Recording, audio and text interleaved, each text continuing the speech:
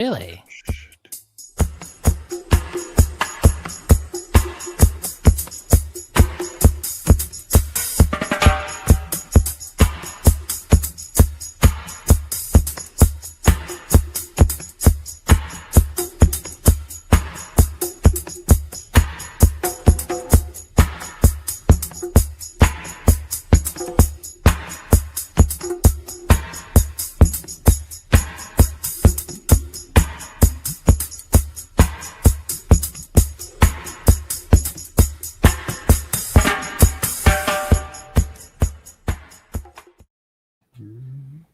I will say, Jimmy Cliff's a legend, but Jerry Garcia band doing The Harder They Come, hard pressed to find a better version. Whoa. Oh yeah, I'll go with Me First and the Gimme Gimmes. That's a good one too. If they did it, I'm just assuming they did. Maybe they did. Joel, are you with us tonight? We're live. I totally missed what you even asked. My bad. What was your question? Nothing. I didn't have any yet. I'm just seeing if you're paying attention. I'm gonna try to pay attention. I'm very Joel, your lighting is looking beautiful. It's probably not. I'm sorry, guys. No, it's actually really good. I think you're in the foreground. There's a little dark background there. It looks great. What I should have done is turn on my little wax mage lighting thing I got back here. Well, let me help you, Joel. You got two things. When you want to do it that way, then you need to put candles on top of that shelf where it just looks like, Conjuring style. You know what I'm saying? Yeah, Like some deep. zoetrope discs spinning. What is this? Lighting. Nirvana Unplugged? What are you talking about? Oh, Am I going to have to do a monologue tonight on this whole thing? Of course you can. Oh, you should have said, "Am I gonna have to do a monologue on my own?" Oh, Like I her. shouldn't have said that. Wow. Speaking of Dynaflex, I just that Dynaflex that I bought from you, Joel, the David Bowie, Ziggy Stardust, it sounds completely different than the UK version. Wait, what do you Better. mean? What do you mean you bought from me? I just give that to you? Yes, you did give it to me. So Plug the- my generosity. Plug my there, generosity. there we go. right There we go. We gotta. I'm such a nice guy. I'm an amazing guy. I'm not. I'm Whatever still one- trying to buy records from you, Joel, but you have to find them. I have the one. I can't find that steppers. I don't know what I did with it. Oh, I know for sure I didn't sell it, but I don't hopefully know. nobody walked off with it like that butcher at in New York. Or that Brazilian record with electrical tape on it. Jesus. Oh my gosh. Here we go. Speaking of UK versus mono, did you guys see those Beatles clips I sent you? Did you get a chance to look at them?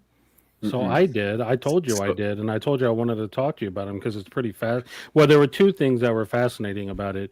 One, the general conversation about mono versus stereo. The second was what he said in one of those last videos about what I think it was Paul. Like Yeah. he had him do something to kind of fuck with people, or to sell. He said to sell more records, and I didn't fully understand what he meant and what that had to do with it. I kind of want to watch the whole interview, but Yeah, the interview is really good, but he so their clips are cool to watch because it's related to the topics that we talk about. But so first off, She's Leaving Home, stereo versus mono. The stereo's in a completely different key. The way they mastered it, it completely drops, which is pretty cool. But then they were talking about the Beatles preferred the mono through the White Album, and then they started mixing in stereo. And Paul said he was messing with the engineer and to raise his vocals during I Have Blisters on My Fingers on the stereo version. And he goes, we've heard from the fans that they hear different things in mono and in stereo. So we figure it's a way to sell more records. So I was like, oh, the Beatles have always been a cash cow, cash grab. Man. Well, so Groove Seeker's talking about the Beato Ken Scott video, if you don't know. Oh, yeah. The thing is, because Ken Scott, right, he is a producer, he was an engineer during the Beatles' time. If he asked Rick Beato, how are you listening to this record on Spotify, right? And I think, I don't remember the answer. I think he said 2025, yeah, 2025 reissue or stereo reissue. Right. He didn't say mono or stereo. He just gave him the year of whatever, the mix, But I'm thinking It's a hot stamper. Frank. Don't get distorted. Don't get distracted. Keep with your thoughts. So you Come on, stay, only stay on doesn't path, exist. stay on path. Okay. I know where you're going with this. But had Rick Beato said the wrong thing, that interview would have been over. Like Ken Scott would have looked down on Rick Beato. You know? Well, and the other thing too in that video clip, his body language when he notices the different mix is almost visceral. He's like, "What? He was like confused almost." Correct. Yeah, it's pretty cool. It's worth watching.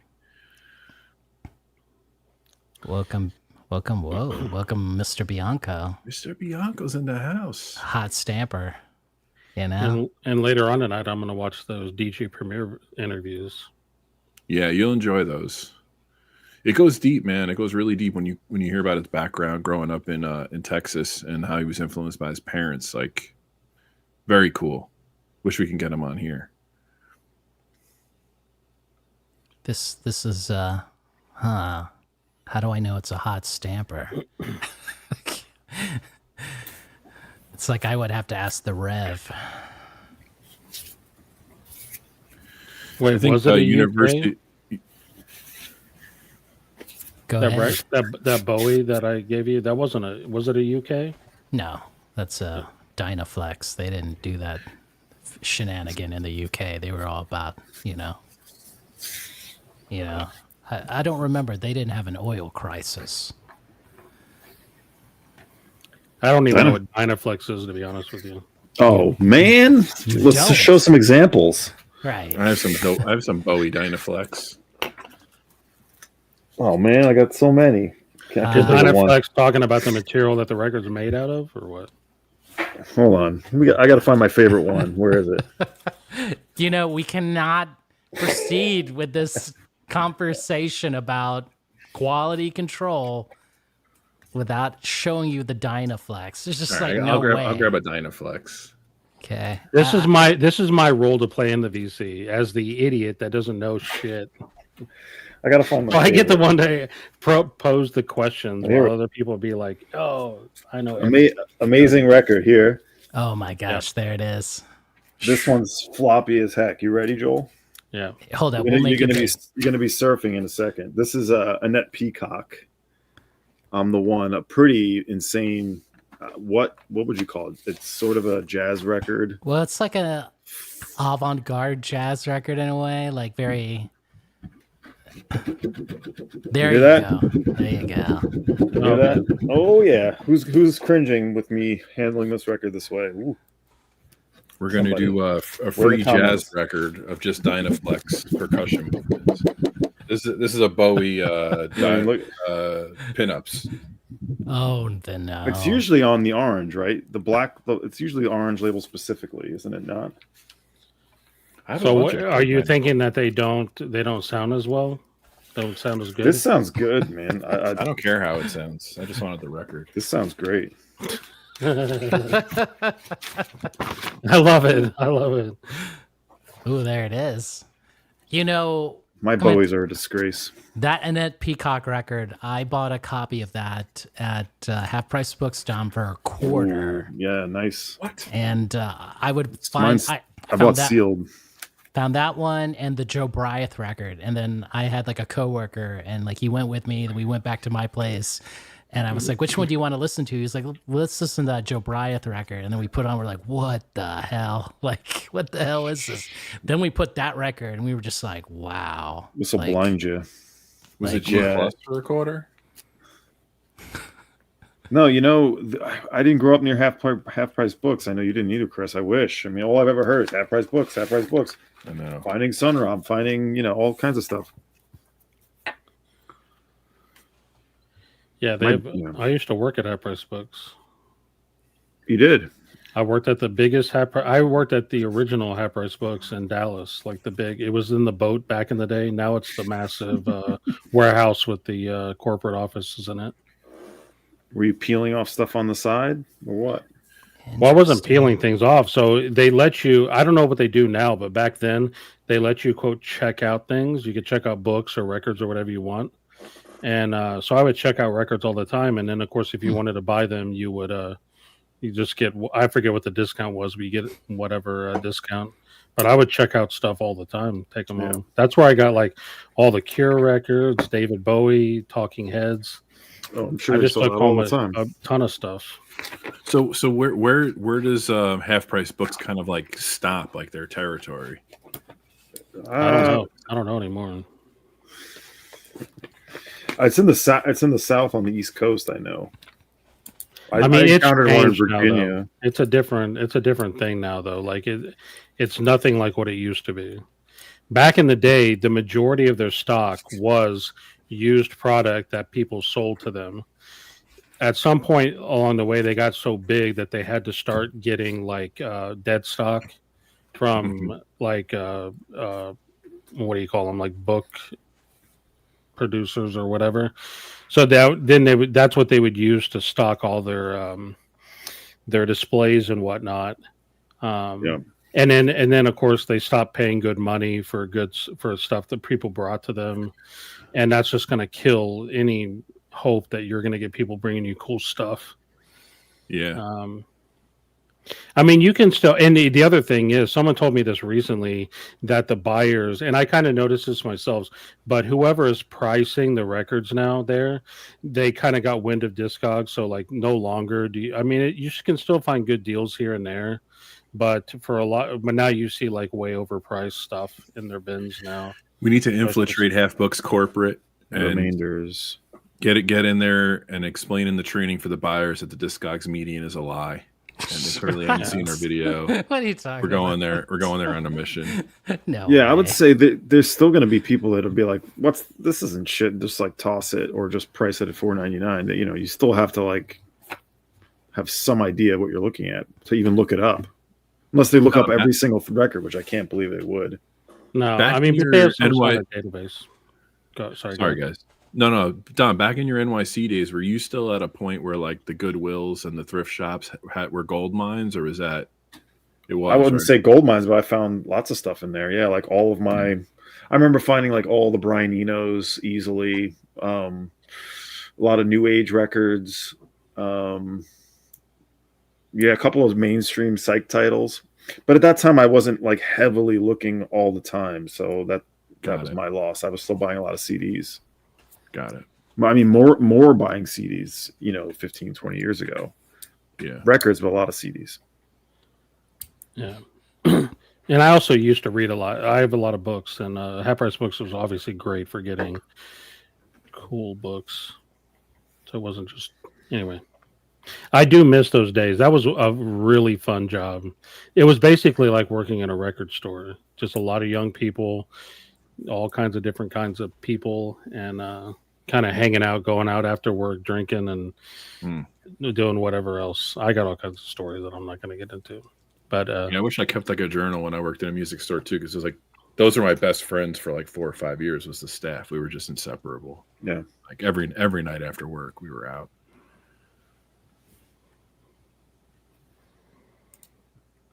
Cool. Anyway, that was a fascinating discussion about Half Price Books. Riveting YouTube right there. That's now you know what Dynaflex is, right? It's not a yoga move.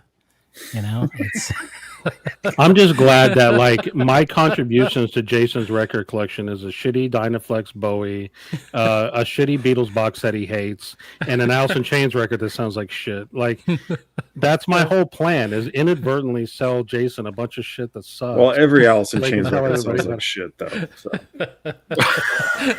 Like sonically or musically, though. oh man, Oh no! Don't you back off that hot take. man. No, I've never liked them. Never. Damn. Even when I was a kid, they were the one band I was like, no. What? So Thumbs when down. Dom This is heard great. dirt, he really thought it sounded like dirt. right? Dirt, baby. Give me the Stooges dirt. I don't want this Alice in Chains dirt.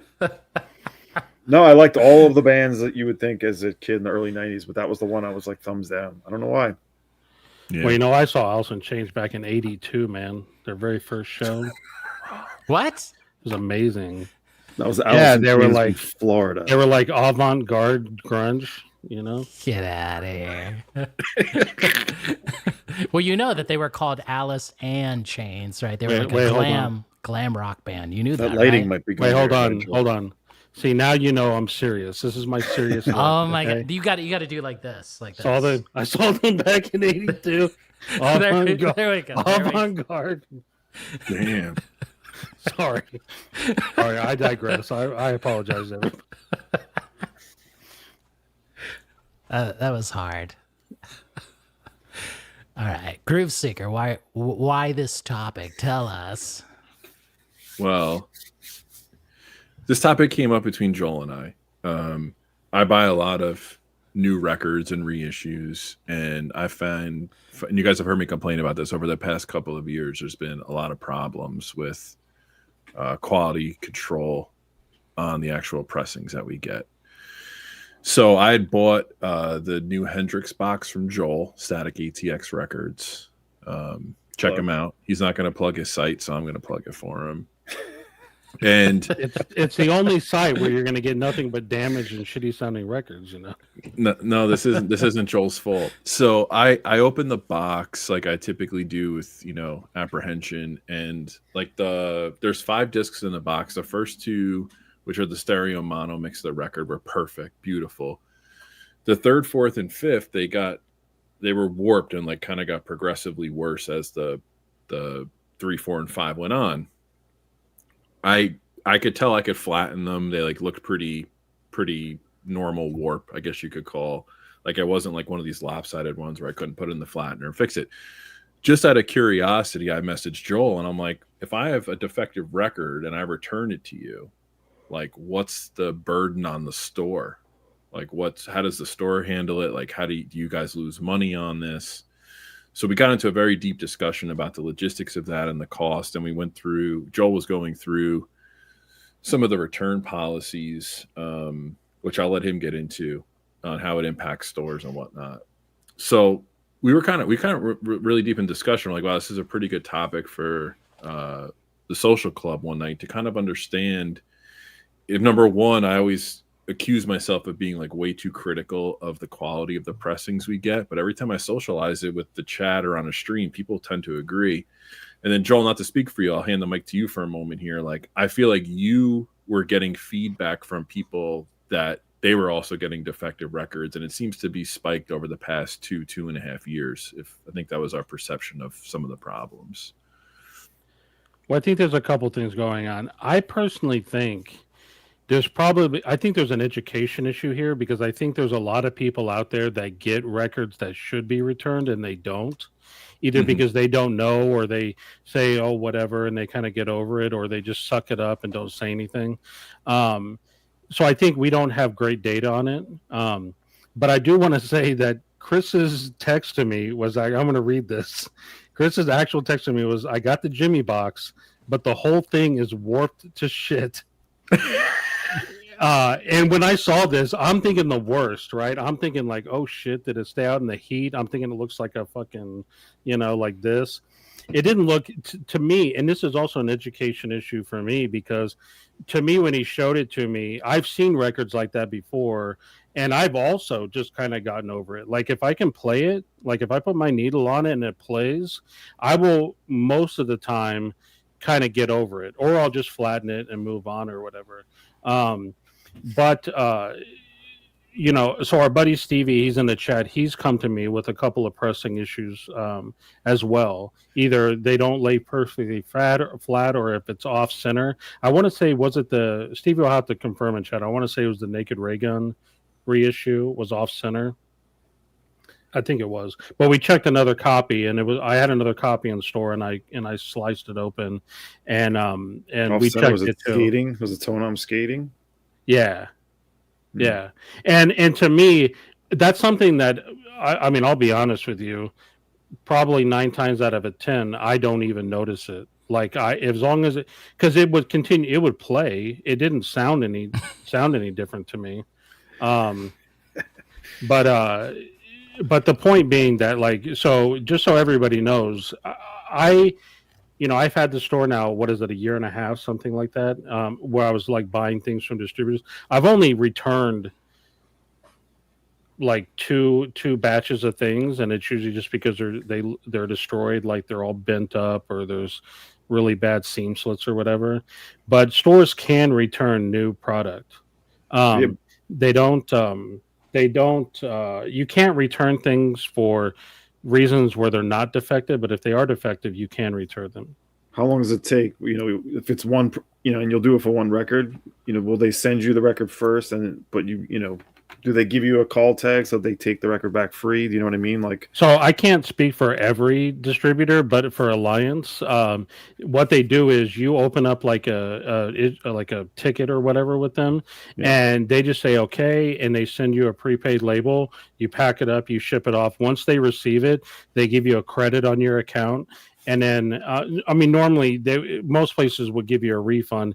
A distributor doesn't need to give you a refund because you're just going to keep buying more shit, right? So they just give you a credit, and then they just, you use it on whatever your next order is. If they don't have that record in stock anymore, like it's sold out, then you're kind of boned. Oh yeah, you are. You would have to order another copy. They're not going to exchange it for you. They're going to just give you the credit.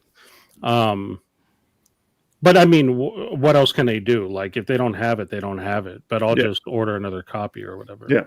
Joel, I think you brought up something that you and I kicked around quite a bit. And if we go back to some of the news in the VC over the past couple of years, there was a survey that came out about record sales and the trends there. And another big survey, or I guess data that came out, was like half the people that buy records don't have turntables or don't play them, right? Maybe it's like mostly kids in that demographic. And I think, Joel, to your point, if we're looking at bad data, half the data that's out there is missing. Taylor Swift. Half the data is Taylor Swift, though. Yeah, and they don't, and like those guys don't know, or those guys and girls don't know that their records are screwed, or they're playing it on a turntable that doesn't reveal it, perhaps. Because like I have two turntables, one doesn't reveal it as bad as the other. Like one is like built like a tank, the other one's very nimble, and condensed, so like the warps appear.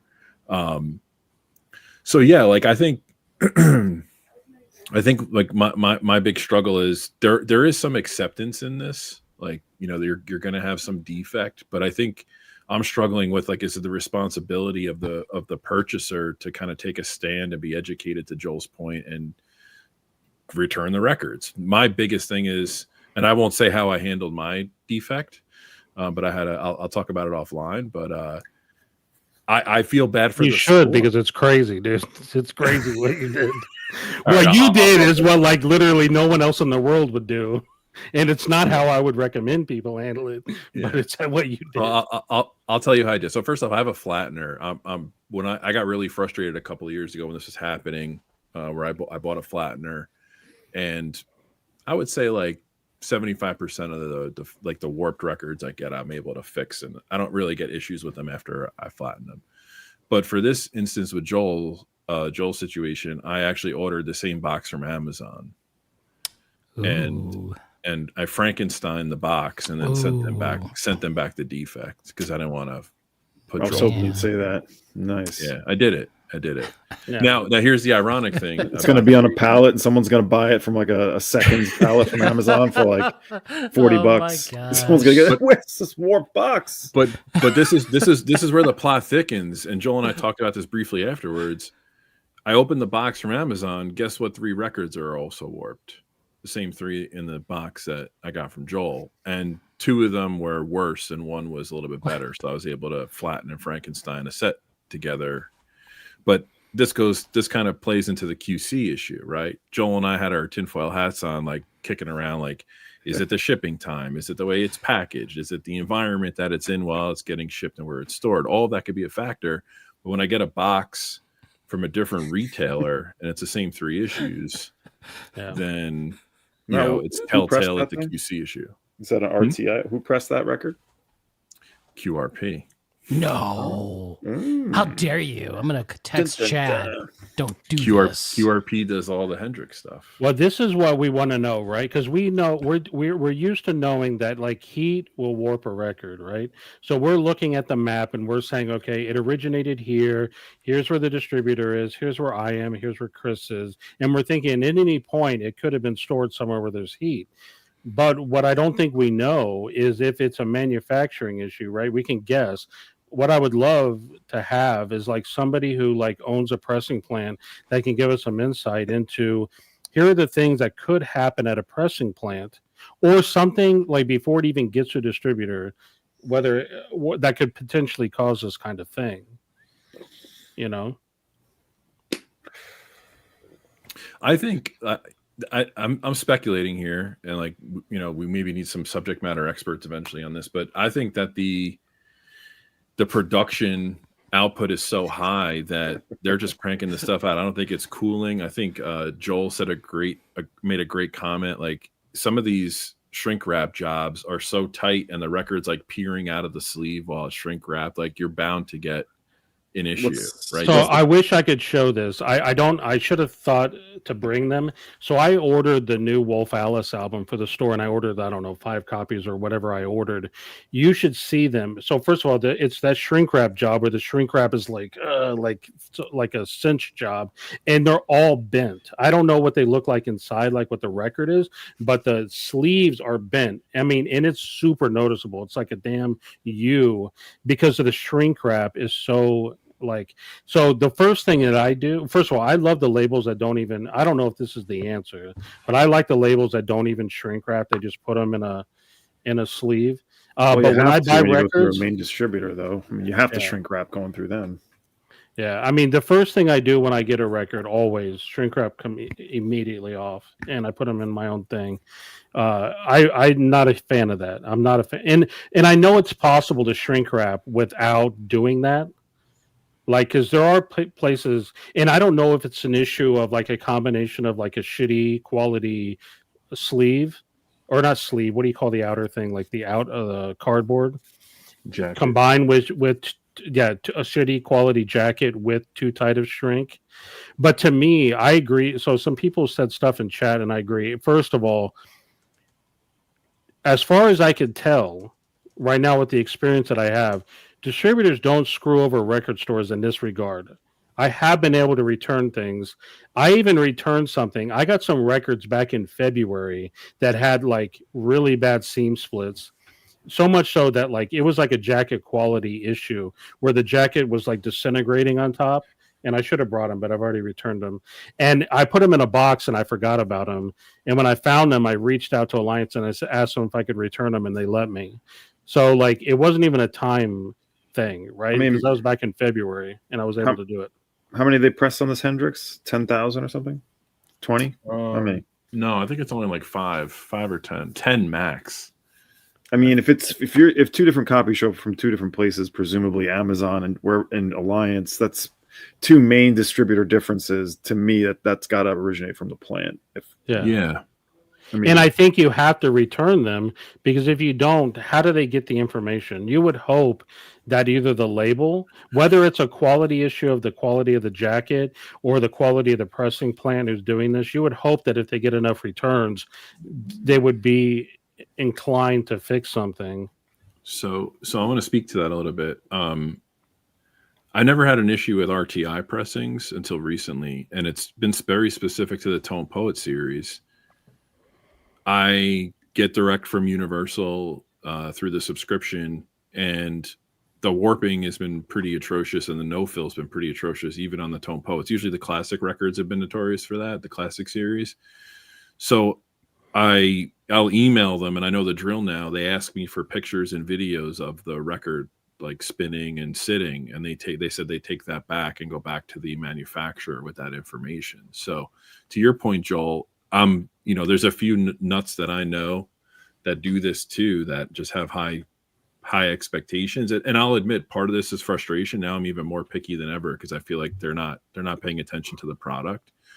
But so I guess they're getting that feedback back to them in hopes that they'll correct the issue. But I can't think of, like, I don't know if you guys have ever seen like a recall on a recent release, like recall products. I can't ever think of anybody formally posting like, hey, there was a pressing issue with this record.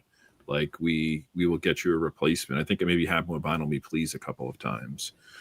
So I think that I wish that I think there's some tribal knowledge within the vinyl community where, like, when you mentioned QRP, Jason and Dom were like, oh, I don't know anything about that, right? I don't know that QRP has an issue, but I wish that there was like a resource out there that the vinyl community could start collating some collating some data. I don't even know if that's the right word to use, collating. Gather some data on like which pressing plants are an issue, which labels are using shitty quality jackets or whatever, and put it down somewhere where people can see it and reference it. Like a quality tracker. I also really wish, so me as a store, and maybe this is just something I don't know and I need to learn about this. If I go to a distributor's website and I want to order a new record, it doesn't tell me what pressing plant it came from, right? There's some information I see, but I don't see that. So if I wanted to, for example, never order anything that was pressed at QRP, if I'm not saying I would want to do that, but let's just say theoretically I did, how would I even do that? Like, how do I know? Unless, well, it's not advertised, but like we all just know that the Hendrix stuff's all done at QRP. And by the way, what's even more shocking about this is QRP is pretty solid plan in my opinion. Like I get a ton of stuff from there. Like I never in a million years thought the Hendrix stuff would have an issue. It was like the last thing I was concerned about.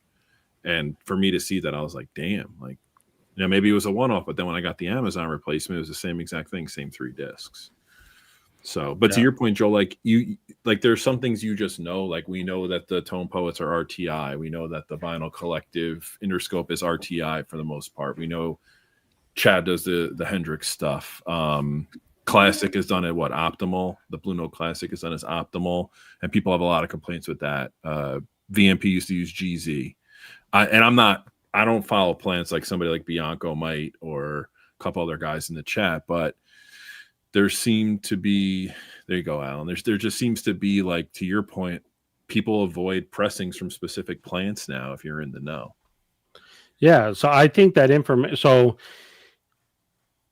what I would like to know, one, I think I would like to have the data be out there so that everyone can see it, right? So it's not tribal knowledge and only a few people know about it.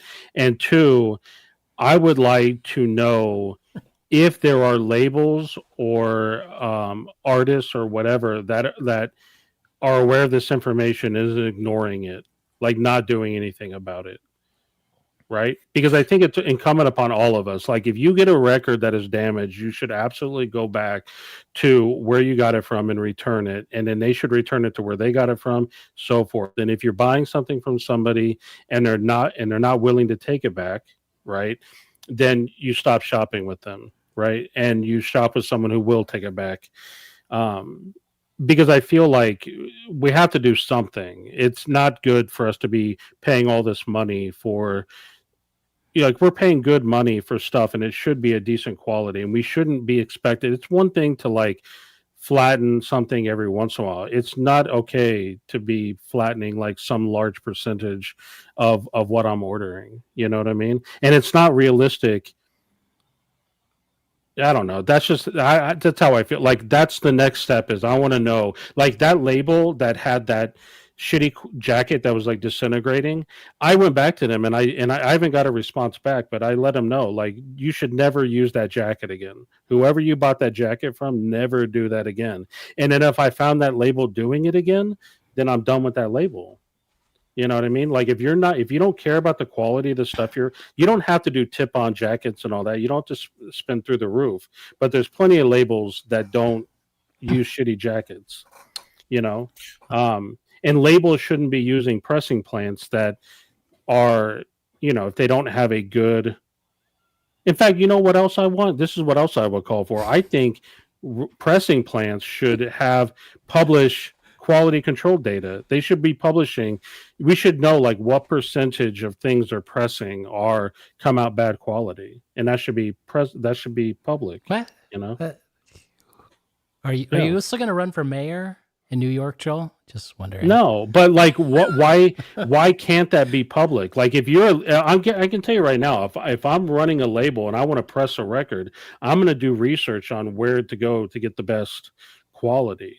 Right? So why shouldn't that be public? Why is everything about the music business like a fucking black box where you can't find anything, any information, you know?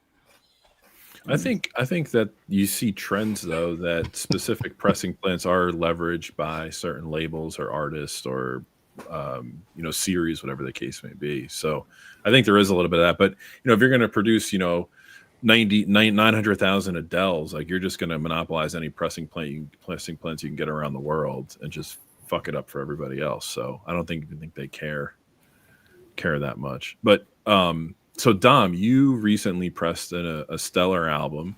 What, a year and a half, 2 years ago? I know you've pressed other records. That was this year, believe it or not. This year. Okay, so it was a year. Okay, so, but I mean, that was in progress. Sure. Right. Okay. Sure. So take us through. I know you spoke very highly of the pressing plant you used, but did you, in selling your copies, did you get any feedback on defects? Did you notice any issues in the test pressings and things like that? Like, no, we had no issues. But what I'll say first is, when you're ordering a record that's got a press, a run of 5,000 and up, you're going to see issues. It just seems like the bigger the press run, the more probability there is for that to happen. I'd be more concerned about the sleeves and the inner sleeves. That's where I look as someone who buys stuff and be like, like we were saying, Joel, like if that's identified, that's going to make me feel a lot better overall about the product, knowing if this is the type of information you're getting and the type of quality you put into the sleeve and the inner sleeve, then I feel like the record is going to be just as good. And there should be a standard for pressing a record. We shouldn't have to say audiophile pressing of a record. It should be a standard that you press the thing the right way. And the jacket and everything else about it, that's where you can go into detail about the quality and all the Stanton Stoughton tip on, whatever, paper, polyline inner sleeve, all that crap. That's what we did. So that's my feeling there. I mean, most of the new stuff I order is all from smaller run stuff. I don't order a ton of big run records technically. So, I don't have as much experience probably as usual in what you're seeing, but I look for jacket quality. That's a big turnoff for me when I see those thin sleeve. Like I just saw the Bob Dylan record store today, Black Friday. I saw what that looks like. Yeah. People are not going to be very impressed with that jacket. I'm telling you right now, that jacket is thumbs down on the jacket. I don't know I don't know what the record sounds like, but that thing looked flimsy as heck. Anyway, what about okay, go ahead. Wait, one question on this topic. Sorry, Don, I cut you off after I asked you a question, but you ordered from what's the service you use across the pond? Sound Time? Is that what it's called? Sound Ohm. Sound Ohm. So Sound Ohm. So that's a situation where you are ordering records overseas, probably limited print, limited run. They're storing them for you and they're shipping them. Yeah, when you hit the threshold for shipping, free shipping, yeah. And the quality assurance on those records, the QC seems to be good despite their travels or actually, now that you bring that up, there is sometimes sleeve issues there, and they're a small company, so like if you get a ding corner bent sleeve, it's kind of like it came from Italy. Unfortunately, that's a good point that you bring up about them. Sometimes that happens with them. But the record itself, the records themselves, the actual vinyl, seem to be fine. Yeah, because it kind of goes into some of the shipping concerns that Joel and I have. Like, is it getting warped in shipment based upon storage? But I mean, this is all stuff from 300 to 1,000 records usually. Yeah. But as far as my thing, we did a run of 300 records, and we didn't have any issues at all. We had an issue with our sleeve because they just messed up the order. We wanted matte finish on our sleeve and they missed, I don't know. They just didn't do it. We definitely requested it and they made it right. They turned them all around. Like they, sped up the process so we got them on time. But as far as the record itself, it was beautiful. The test pressing was great. No problems with any marks, even clean, perfectly flat. I know. Yeah. Sometimes you see warping, pretty common, but it was flat. We had an issue with our first record at a different pressing plant, which is no longer in business, which was in Philly, called Soft Wax, where the first test for us, test pressing run we got was skating as heck. And you can hear it, on any sustained notes of any sort of, like, if you have keyboards in your band or if like a guitar chord has got like a heavy amount of reverb, you'll hear that wow and flutter. You'll hear that, like, you can't really hear it so much in vocals or anything, but we heard it, thankfully, and caught it, and they redid it and they made it right. But that was Soft Wax. Then what the company we use most recently, and I'll put a plug in for them, is Burlington Vinyl out of Albany. They moved to Albany from Burlington, Vermont, and they're awesome. They did a great job. Nice. Yeah. So there's a lot of people saying in chat that that warping is common. And I don't think they mean common in the sense of it's like the majority of records, just that it's one of the more frequently found defects. And I'm wondering if pressing plants have some acceptable amount, right? Like some percentage where they say it's okay. The thing about the warping for me is I'm a stickler about it, but I can understand an aged record being warped the way it was stored, right? But these are brand new pressed records. Like I see more warps in records that are newly manufactured versus pre-owned records. I must have looked at 50 records out of their sleeve this weekend in a store I was in. I saw one that was warped. And it was one of those inside-out warps on a very flimsy record where, like, once you put it on a table, it's going to correct itself. And then you put it down on the other side, it's going to correct. Like, it drops in, almost like a Dynaflex would, right? So it's like, I'm looking at all these vintage pressings that are built like tanks. I don't understand how something new could be warped. If your process is sound, it shouldn't happen, right? Yeah. If you're doing the drying properly and storing them properly, and if you're doing the shrink it shouldn't happen. I don't know why, like, a few would be, found warped out of a run. I don't know. I think they probably don't catch stuff, though. I mean, depending on how big the staff is, I'm sure, like, they're pressing records all day. Stuff gets missed. Wait, I want to highlight Joey's comment here. I got that anniversary edition too at the recommendation of Concert Buddy. Thanks, Concert Buddy. And I had the same issue. I had to return mine or get a replacement because mine were completely bowled to one side on one side. Ouch. You're making me want to cut mine open because I bought that too, but I have an original, so I didn't even open it. Back off. Excuse me. Right. Just so you should original. open. You have that reissue now. We should open it and see if it's warped. Yes, you should do Come it. on, this is good. This is good material. Unboxing here. Let me see if I can find it. Hold on a second. I'm not kidding. Hold on a second. Let me go off camera. See if you find Dom's record back there too. What the? So Jason, I know you don't buy a lot of new stuff, but you do enough where you're buying for shootouts and stuff. You're not coming across QC issues in many things, or it's negligible to you. No, I have like a bodyguard that goes to the label with a big bat, right.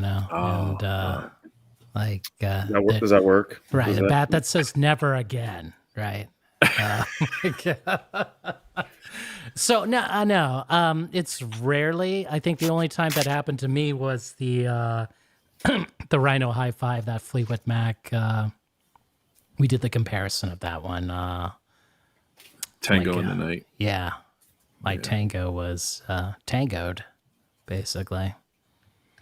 Was warped or just? No, I think it had non-fill or something. Yeah. I'm not sure. It made me afraid because replacing the stylus off a Ortophone 2M Black, now that's an endeavor. Yeah, I know the feeling. That's why I'm picky about mine too, because of my equipment. I just don't want to go through that. I don't want to see my tone arm like surfing. I just don't up and down. Someone brought up before, like what the his comment? Welcome, Rev. Look at that. Come on. Like, how bad is it warped before you have to be like, no, I can't take it, even if it sounds okay. But before you bring it that's back.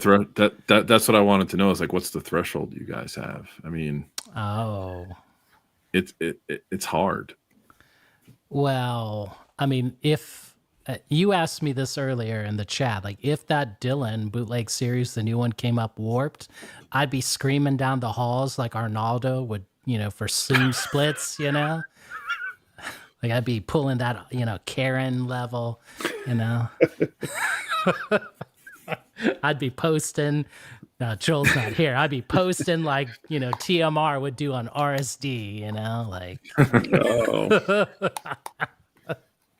Well, maybe Joel's gonna find that New Age Steppers record when he goes to find that Elliott Smith. Oh, jeez, that's what you're looking for, right? Yeah, that's strut pressing, Dave. I heard. Yeah, mine was. Wait, yeah, mine was okay. I know yours wasn't. My God, the Sun Ra box. What was wrong with Dave's here? What was wrong with his? I think he had warping, if I remember correctly. Oh Dave. my gosh. Oh, is that was from Strut? I love Strut, but I'll show you. They mess up some stuff. They do.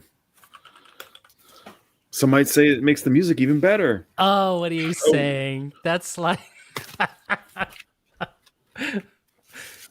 No, I love that. I have that Sun Ra box over there. Still digesting it.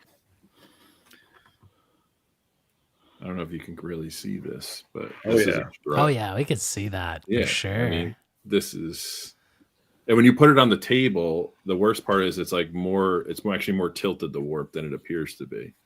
So it's an like edge if it's warp? bolt. Or is it bold? Yeah, it's a bowl edge. It's a bedge. It's bold and then edge. And you know, they've been cool about it. They sent me. I finally got a copy that was acceptable. But this is another one too.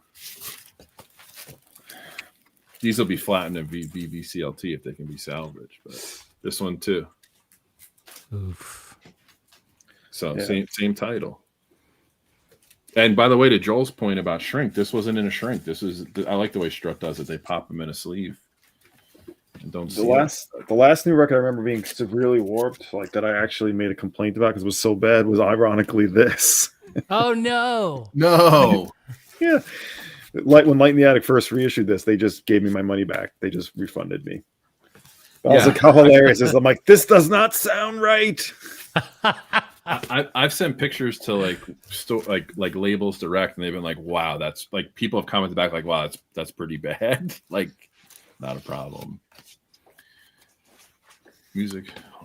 So it's this is a pressing plant in Columbus, and welcome my old buddy Bryce here. I don't, Bryce, you never heard that story when we pressed the Rolo 45. Some of the I think we ordered 300, and I think maybe the first batch of it was warped or something, and I was displeased, but I wasn't the one who went to the plant to get them to deal with it, you know. So I don't remember if Bryce, I don't know if Carrie or Danielle actually went to the plant and then showed them all the warping, and then found out the owner was saying it was my cousin, he's new here and he didn't know what he was doing. But anyway, they basically repressed it. So that was interesting episode about pressing records. So I guess it's more for Dom then. So you do get some new stock that's warped, and you just kind of live with it. It's not too bad. You're accepting of it, or not really? It hasn't happened in a while. I can't think of any time where I was like, yeah, that's the last time I remember making a big deal about it. If it's happened before, it's been so minor that it didn't matter. Yeah. I'm basically flattening all the time. Really? Wow. Yeah, I you didn't shouldn't know have to do that. So it seems like the new Groove Seeker, you know, beginner's vinyl, right? You get a turntable, Crosley, right? You get a flattener. You see where I'm going? Yeah. That's You what get it a, is. you get a humdinger. You know, this is all like this, you know, along with the, like, you know, your Starter amplifier, you know, speaker. Yeah. The starter pack is, it's a shameful one, right? What the Wolfman? Come on now.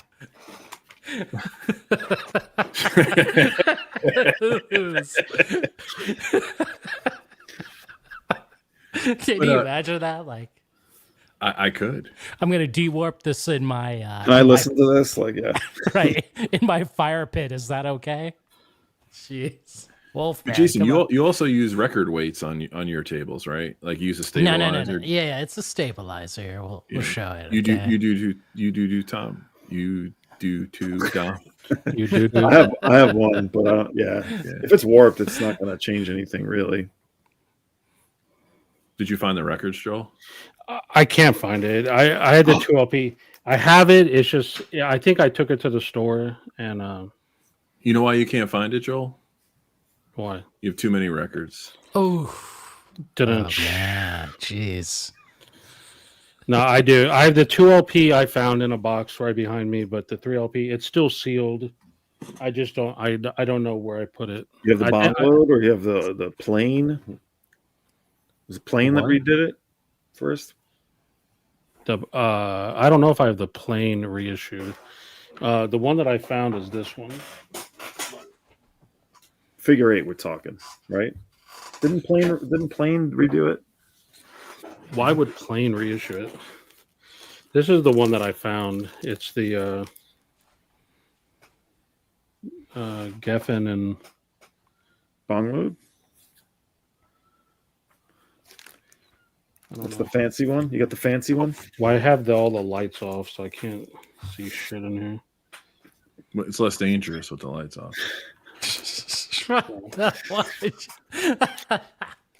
Oh, there we go. Yeah, so Joel, they're talking about the one that was just released, the 3LP one, the 2025 reissue or whatever. I just like we're this is why we should just. I mean, this is better than an anthology unboxing video. Oh my gosh! Get out of here! People are just opening up their. Well, we have some data from. But this would be good information. I will agree. I don't like Plane. I want to say Plane. Oh, Plane is horrible, but they're the only ones that reissued the first low album, which I would love to have, and that thing's like $400 for the Plane recordings version, because it's the only one. I think Plane reissued a Beth Orton or something. They were when Four Men with Beards was hot and heavy. So was Plane. I agree. Do you need to get the Heat Miser records? So I've been a big fan of Elliott Smith since way back in the day. So when I say I have the originals, it's because I bought them back in the 90s, not because I got some. I was like trying to be cool or whatever. Final kicks. Elliott Smith is legitimately so great. I really regret never seeing him live. I really wish I would have made an effort. Yeah, that's when the time I saw him was on that last tour, one of the last tours. Was he a mess? Was it with the acoustic shows or was it with the band? No, it was full band with Sam Coombs and whoever else was playing. You didn't see that Irving show, did you? No, I saw it in Albany at the Egg. Oh, the Egg, nice. Yeah, you saw a sign for that this weekend. There was someone's comment I was going to comment on, but now it's been so long because you got me over there digging through my box. I know that we really sent you on a goose chase there. So you didn't find it, did you? I'm pretty sure I took it to the store because I was going to sell it. Just because I have so many copies of that album, I don't need another one. Are you going to do? Here we go, Dave. Unboxing of it though. Oof! Oh no! Don't you go there? Oh man! Don't you go there? I don't know. If we meet in person, Dave, then I will tell you a story, but not in this kind of format. Okay? So again, all right. I forgot about. Yeah. We went through this. This story is a deep one. We will not go there, Dave. But yeah. Yeah, I got that Mike City Sons reissue too. Thank you, Chris.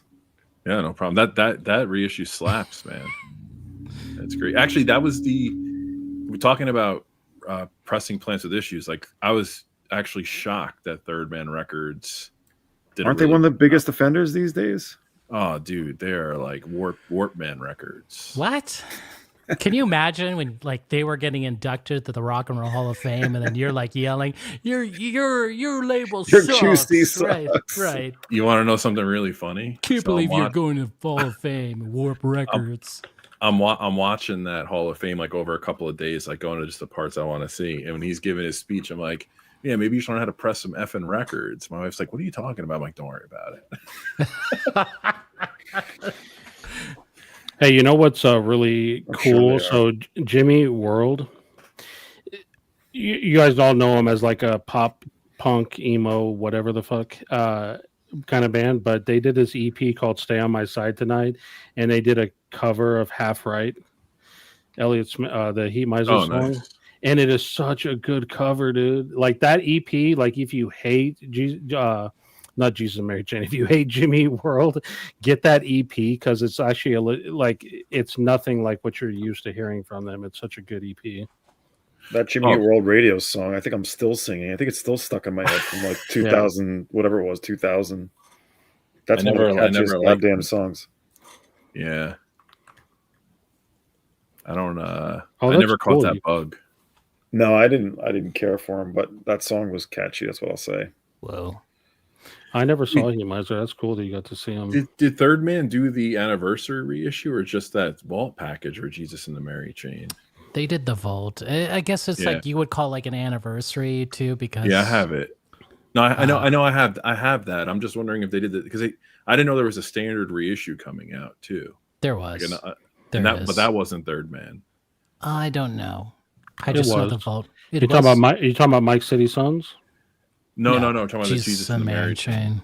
Oh yeah, they did. It's yeah, they did. They did. But they did. So they did the vault that came with the live piece, but then the standard reissue that just came out, was that also done by Third Man? I'd have to double check, or let me hold on. I can double check here real quick. We got it. It's definitely. I think it is. Why would it not be Third Man? Let me double check real quick. Dom, you can flex while Joel. This is. I don't have that much to flex. I have these are the only two originals I have. What's your favorite Elliott Smith album? Is that a fair question to ask? So Psycho Candy 40th A anniversary. Basement on a Hill. No, it's not. No, it's not. I probably like the self-titled one the best. I have that. Thank you. I have this. They could do it. Come on now, better looking Joel. They could do it. Come on. This I have. I love that. Okay. That's the box. This is excellent. Yep. Yeah. I haven't listened to this in forever, but the extra stuff on this is really good. Very cool. Really good. I have that as well. I think this version of Either Or is maybe a early repress. I don't think it's original. It's hard to tell. They've repressed it several times over the years. But this one is the on bong load. I feel like people don't like this record. I think it's awesome. Oh, it's great. It's a great album. He didn't release any bad albums. I mean, this topic that I chose is so depressing that we're getting hyped about Elliott Smith. That's how. I told that story. Remember on the stream, the story of how I got introduced to Elliott Smith, and I told it horribly. But you want to tell it again? Oh, we went. That was like a 40-minute excursion. No, it should have been a 40-minute excursion, but it wasn't because I got too paranoid that I was talking too much. But the self-titled is the best Elliott Smith album, but Either Or gets slept on. I think people are too afraid to say they. I think Roman Candle gets slept on, but yeah, I mean they're all really good. There's no I mean, even From a Basement on a Hill has some great moments. Yeah, he's one of those artists where you got to look at the catalog as one complete project. I think, even though there's obviously changes, but there's a story there. Yeah, it all kind of falls into line in retrospect. I don't remember, like, I was still pretty young, but I was into him, but I don't remember. I remember, like, the Elliott Smith movement being groundbreaking, but I don't remember, like, an album definitively, like, breaking the scale when it came out by him. I think it was just the anticipation, like, it was a new Elliott Smith project, right? Well, because it was weird. Like, his best records were sort of, like, before he had the Good Will Hunting thing, right? Yeah. And then he gets signed, and he made good records. I think they were different, and he didn't really quite like catapult off that fame or whatever. Not that he didn't want to. Yeah, right. When the self-titled album came out, there was so much buzz. I mean, this was it's not pre-internet, but it's pre like the internet like we know it today. Was it 96? In the punk community, that like the communities that I was hanging out in, everybody was talking about that album. Everybody. It was like, dude, have you heard this new Elliott Smith album? Like, it was just like all anybody was talking about. But I mean, but it was also, but at the time, like, he's not big. It's not like, the mainstream people are talking about it. But anyway, it's a great fucking album, dude. Mm-hmm. Like, if you go on archive.org, they have like a live music section, which has got a lot of really cool stuff in it. There is some soundboards of Elliott. Some of it's the later stuff when he's kind of a train wreck. But there is some of that like 99, 2000 stuff with that band. It's worth That show was awesome. He was dialed in when I saw him. Yeah. Somebody recorded like a living room set that he did, and it's actually really, really well. It wasn't like a soundboard recording or anything like that, but it was really well done. I'll see if I can find it. They put it on YouTube. Yeah. So going back to the topic for a moment while we do that. So it sounds like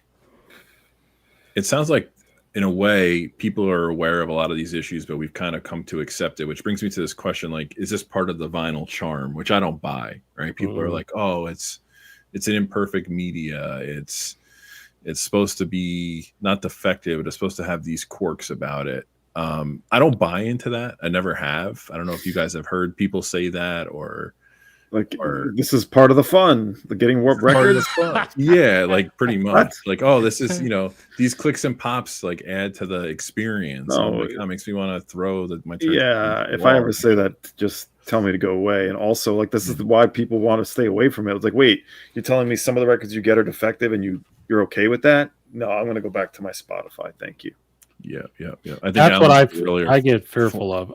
I get fearful of people buying records that are defective and either not knowing or knowing and being too afraid to say anything, and then they just stop buying records, right? That's true. That's a good point. People who are new to it be like afraid to go back into the store because they're afraid some 45-year-old middle-aged idiot like me is going to be like, this record's fine, take it home. No, you can't return it. What? And are some of them getting that experience, right? Where they are being discouraged to return things. Yeah, I agree with that, Chance. I could definitely see that. Yeah. So let's switch gears for a moment. So I've bought more used records than I have in the past recently. I know you guys all buy used records. Does your thresholds change because it's a pre-owned or a vintage pressing versus a new pressing? Are you more accepting of some of these issues like warping and defects in the record? Wait, can we hear from Jason with the snap crackle pop?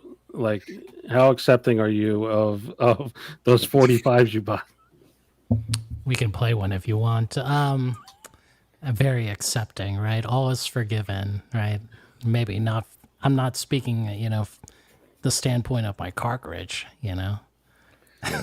Well, in some ways, it's actually seems simple, but maybe it's not, because like when you buy a new record, you're not expecting it to be warped. When I buy something from a seller on eBay or Discogs and it comes back warped and it wasn't supposed to be, it's the same response, really. Like, hey, this isn't the way it was supposed to be. This is not as advertised. Well, I don't think they advertise that, right? They're not saying no warps. I mean, you're not going to put that on a hype sticker, Dom, would you? Hey, maybe you would if this is part of the fun of buying vinyl, isn't that they're knowing what you're going to get. Hey, it might be warped.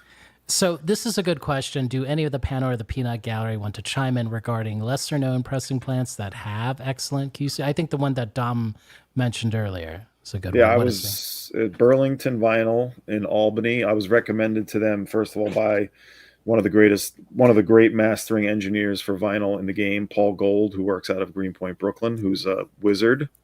I've seen him work, and it was amazing. It truly was awesome to see him work with this insane mixing desk in this insane apartment in Greenpoint. And I was asking him because the pressing plant we were going to use went out of business, and he said right away, he's like, "Oh, Burlington Vinyl is doing great work." I'm like, sold. Of course, I had to check in with them and get the pricing and everything, and it all worked out. And by customer service standards, it was excellent. Plus, my wonderful wife, picked up the records in Albany and was able to drive them right back here, 3 hours away. Nice. Yeah, I can't think of any off the top of my head, but I know I've bought stuff like Indie Artist or stuff off Bandcamp or whatever, and I'm like, oh, this is probably going to be trash. And actually, I have a good. I should find out who pressed this. Charlie Crockett, kind of like a neo country guy that I like.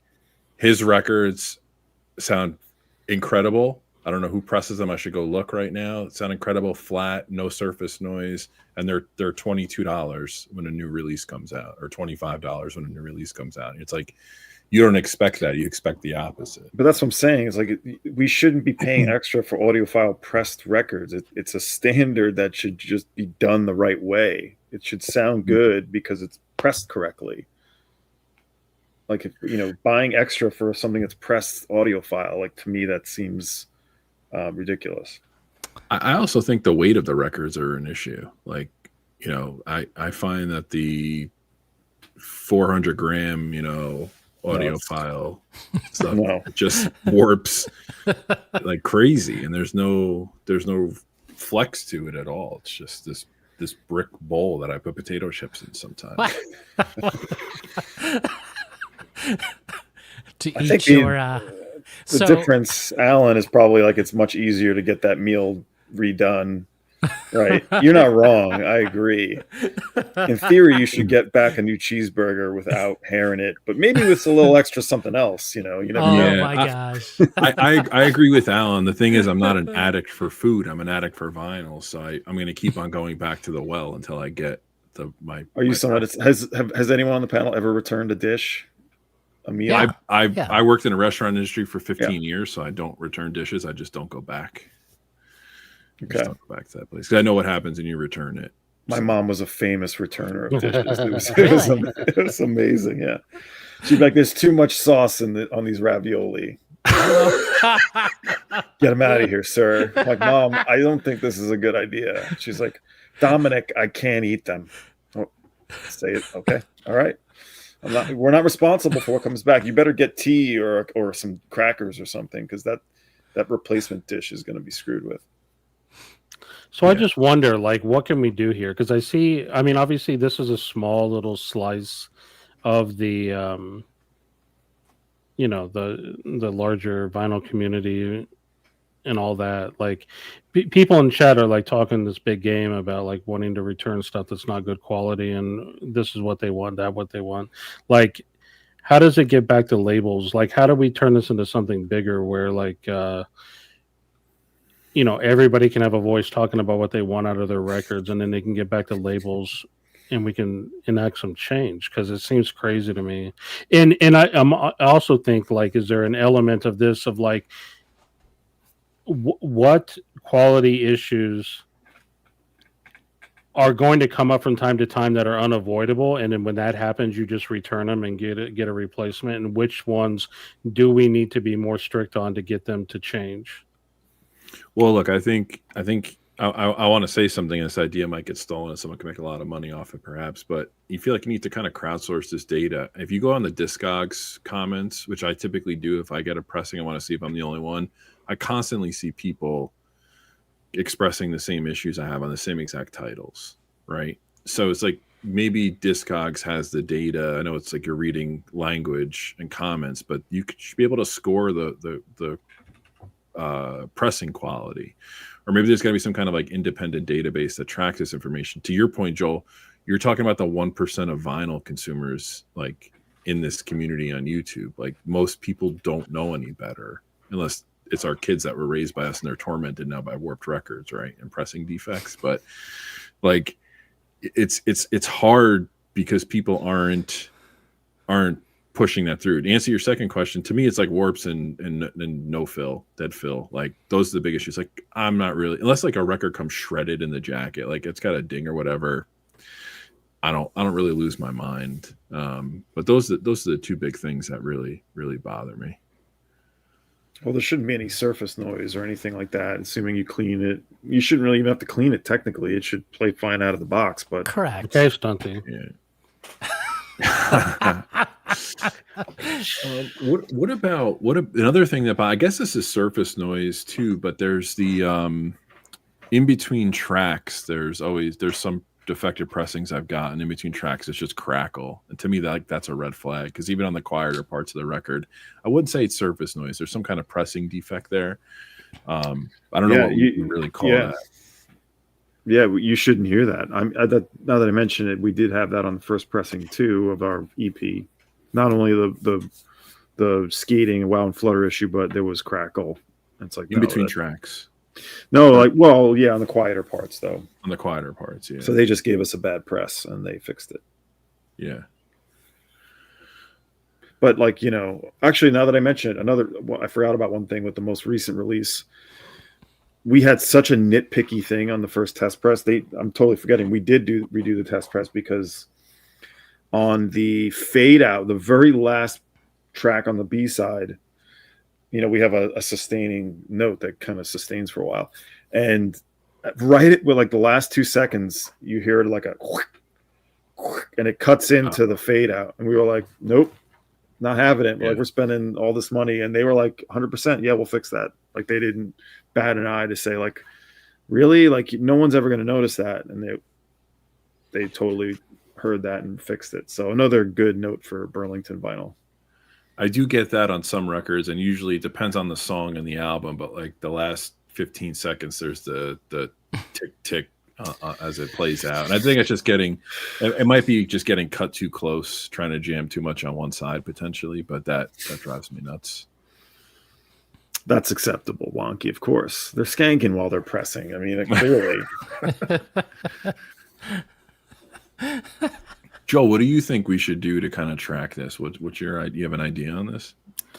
Well, given the fact that, I consider my record store to be an experiment, I want to see how far I can go with returning things. So, like, I know this doesn't do anything to help, like, the overall vinyl community or whatever, but, like, if anyone buys anything from me and there's a problem, I would want them to come talk to me about it, just so that I know and I have the option, or I have the ability to return things.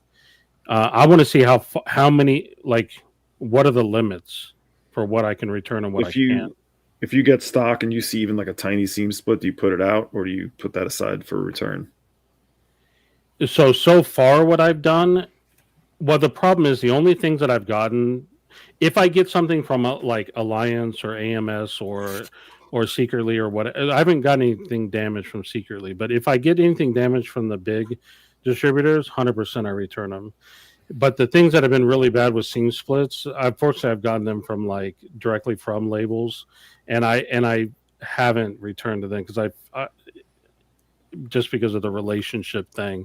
But I will return things to Alliance or Beggars Group. It's Beggars Group, isn't it? No, it wasn't Matador. That goes from Matador. No, this came directly from an artist. He sent me a bunch of stuff, and it was like several of the pieces in there where it had seam splits, which kind of broke my heart. He also sent them from overseas, so it's like, what was I going to do or whatever. And hopefully what I do is I don't sell those online. I sell them only in the store, and I talk to people and see because some people don't care about seam splits. I personally, that's one thing that I'll let go sometimes in my own personal collection. It's not like the end of the world. I don't love them, but I'm not going to like flip out over it. But if I think it's going to be collectible, or I know it's like a limited run and it has a seam split, I lose my mind. But if it's like some kind of, common release, then I just kind of roll with it. Unless the jacket's falling apart. I've kind of given up on that. This is again, like, that's why, like, everyone's a little different, right? Like, I don't personally buy anything thinking if it's going to be collectible or not. If I buy it, it's because I'm going to listen to it. I never think about like what it's going to be like to sell it later, because I don't think I'm ever going to sell it. Yeah, I'm not saying from like a speculation standpoint. I'm saying like if it's a run of 500, and it's a it'll all be hard to get again. Yeah, then I'm like, come on, like, you put all this effort into it, or like some limited box set, just doesn't make sense. Yeah. But anyway, I mean, so I think it was Concert Buddy said earlier that some stores won't let them return things. I wouldn't shop there anymore.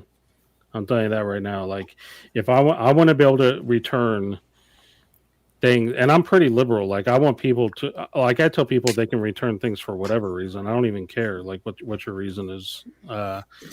And that's kind of how I want everyone I shop with to be like. If I want to return it, don't even ask me why. Just say yep and give me an exchange or give me my money back. That's what I want.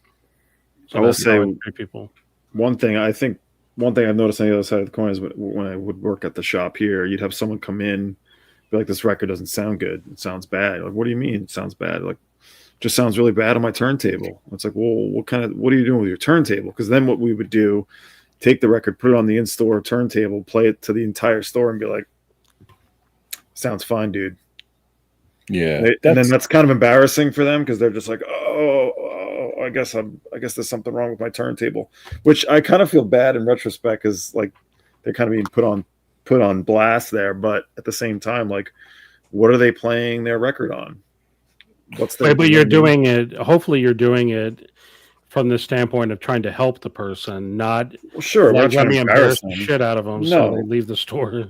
No, but I could see how someone might feel that way because it's like a count, open counter, and they're like, "There's something wrong with this," and then we're like basically broadcasting about how the record's totally fine. Well, I mean, let's say you played it and it sounded bad. What are you going to do? Are you going to give them an exchange, or are you going to give them the money back? Either, of course, yeah. I bought something from Sub Pop a couple of years ago. I think it was like they reissued a Fleet Foxes like album and EP that I didn't get when it first came out, and I think the EP might have been warped. So I like sent a picture to them like, hey, I just want to exchange this. Like, if you could just send me the EP, or I'll send them back the box. And they wrote me back this letter that like of like a tutorial on how to check my my turntable. So I should I'll take a picture of it and send it to you. Oh, you still have it? Good. On my isolation. Yeah, Alan, exactly. On my turntable, I literally have a bubble level, like on that's a lot of times what it would be. And I'm like, this is not the issue here. I can't imagine. You guys are crazy. Dom's asking this poor kid, "Do you know where you are? You're in the jungle, baby." No, but it'd be like, what are you playing on? They're like, well, I don't know. It's the one with the little tiny red needle. I'm like, oh, brother. The $10 red stylus, whatever that's called. Oh man. So I'm better looking Joel coming to my defense. We're not alone. The album was warped in that Fleet Foxes box. It was. So I am I'm hypersensitive. I'm hypersensitive to this issue. So my policy in the store is I don't care if the album is sealed or not. If you wanted me to open it up and for you to listen to it before you buy it, I'll let you do that. If you buy an album and don't want to listen to it and you take it home and you don't like it and you want to return it and get something else, you can also do that. I have one of the more liberal return policies. And so far, most people haven't taken me up on it, but I would be totally down with it. That's good. Yeah, Stevie brought up Zen Arcade. He returned. Well, he didn't buy it from me, but he returned it because he didn't like the way it was, like the pressing. I think he didn't like the way it sounded, like the mastering on it. What Marcus said is true. Like, I think there are some stores who feel like you're gonna get like that nitpicky buyer who's just gonna keep coming back to return. Okay, so let's address this, right? We won't name names, but I know somebody who was doing this, and they returned a lot of records to a record store. And according to what that person, wait, does this person want to just tell their own story? Yeah, I've told it before. Okay. So when oh no, go ahead and tell the story. Want me to tell the story? Yeah, this is fun. Like 2 or 3 years ago, I ordered from the In Groove a lot. Like, shout out to Mike, always got records, and I returned like, I don't know, like 8 to 10 records in a short time. I went to go. I forgot if I went to go place an order or process a return, and like my account was suspended, and I was like, "Fucking account suspended." I'm like, "What's this about?" So I email Mike, and he's like, "Yeah," he's like, "Your like return threshold is like 6% or something like that. Like, so 6% of whatever you buy, you return. Like, my system flags it." So I was like, well, I did the math. I was like, first off, your system's not going back far enough to calculate this correctly. I'm like, I just totaled up everything I've spent with you since like 2019 or whatever it is, or 2018. Here's like, that's wrong. So I was like, you need to give me a call. Like, we need to work this out. I order from you all the time. Like, I just want to understand like what the issue is. He actually called me. We had a really nice conversation. And like the way he explained to me, he's like, I don't care if you return it, but you need to basically gather a bunch you want to return at once, because every time you return like 1 record or 2 records, I'm sending you the shipping. It's sending, that's on me. It's sending back to me to be processed. He's like, I'm bleeding money on it. So I was like, all right, fair enough. So, yeah, exactly. No, Mike, listen. Dude, these two are so unserious. We're talking about a serious thing, Chris, and Jason and Dom over here are just some comedy gold in the chat. I'm listening. Hold up. Did you not see this comment? Did you not see this comment? I man? did. I'm sure he did, man. So we rag on Mike a lot. Like, Mike treated me like a gentleman. We were on the phone for like 45 minutes, talked about a bunch of stuff. Really cool. I was very nice, good conversation. But he explained to me like the sensitivity of him like losing money on the defect, which I understood. So it was cheaper for him to for me to return 5 at once rather than sending out 5 or mailing labels like every week to get stuff back, which I fully respected and understood. I don't know what the punchline is here. So then we really didn't have any issues after that. Like, it was cool at a couple things, even and I didn't return anything, not purposely, just for 3 or 4 months. I didn't have any issues. Then I finally got one and I emailed him like, hey, we talked. He's like, yeah, I remember you. I was like, I have this return. I sent him a picture. He was like, oh yeah, that's totally fine. Send it over. So, I'm sensitive. And that's why I asked you, Joel, like, how does this impact you if you have, this is where the whole topic started. How does this I'd be curious to know like what Mike was doing with them, right? Like, yeah, I'd just be kind of curious because it was probably a lot of the stuff he gets from Chad, right? I mean, no. I never bought. I always buy direct from Acoustic. I never buy through stores or stuff. So explain that again. So Mike wanted you to send back more than one return. Yeah. So in other words, like, you'd buy the records, and then he would send you a USPS ground for the return, right? Not a media mail. So if you were doing that once a week for one record, you got to figure it's probably $6 to $8 for him to take it back, whatever his margins are. So he was saying like, hey, instead of just doing this like once in a while, like, can you get a few together so I don't have to send you like one return label? Like, he's like, I don't have a problem with you returning it. So I said, okay, that makes sense, because now his cost goes from $40 on the return in over a month and a half period to like $8, which I was like, that's a perfectly reasonable explanation. So, but this also goes back to my personal opinion, which is that it's so much better and easier if everybody tries their hardest just to buy from their local store.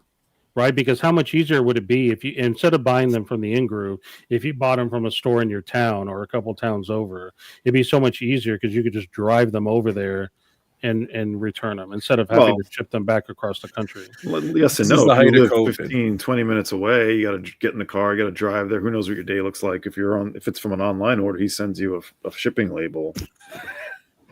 Yeah, no. To Dom's point, like my local is a 50-minute drive. Believe it or not. Like, yeah. I mean, I guess there's one a little bit closer, but not. But Mike was saying when you have 5 returns of bad records that I've sent you, send back those 5. Is that? Am I hearing he was right? saying consolidate the returns. I'm not sending you I'm not eating the shipping cost on your return every time. You see what I'm saying? Right, I do, but that's saying like you're going to get a lot of bad records from me. So wait until you have like a pile to send back to me. I see what you're saying, but he wasn't saying it like that. He was like, right. You're dumb. Well, Joel, does Alliance make you? Will they take one return at a time, or they say you have to like have a threshold, like a minimum? Well, the way it works is the return form. There's a field for putting your invoice and then the title and the quantity. So ideally, if you had a bunch of them and they were from different invoices, you would combine them all into one. I haven't personally run into that, right? Like, because I haven't returned like a ton of stuff, but yeah, you would combine them all. But like, you don't have to. I mean, that's the thing is I don't know. Like, if you were doing what Chris was doing, returning one record and then waiting for tomorrow and returning another one and then the next day one, I'm sure Alliance at some point would come to me and say, "Can you not do that?" Yo, bro, can we do this differently? Yeah.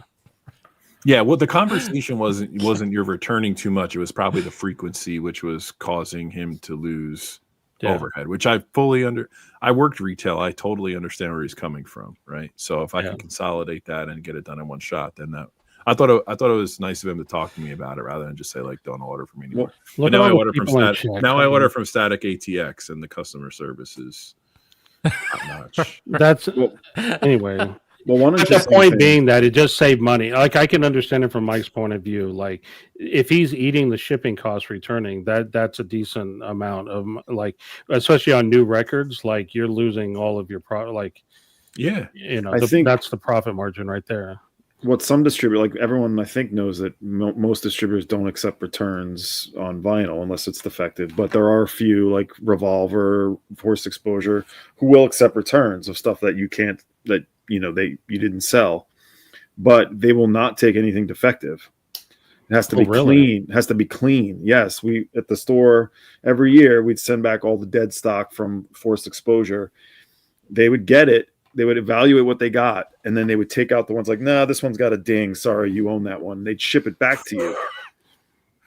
Really? Wow. Yeah. I wonder if that's still their policy. I'm sure it is. Like that's why, like the few times, because I have a wholesale account with them, I'll be like, hey, can I return this? Like or can I return these 5 copies and get credit for this? And they're like, no, that's not part of the threshold for returns.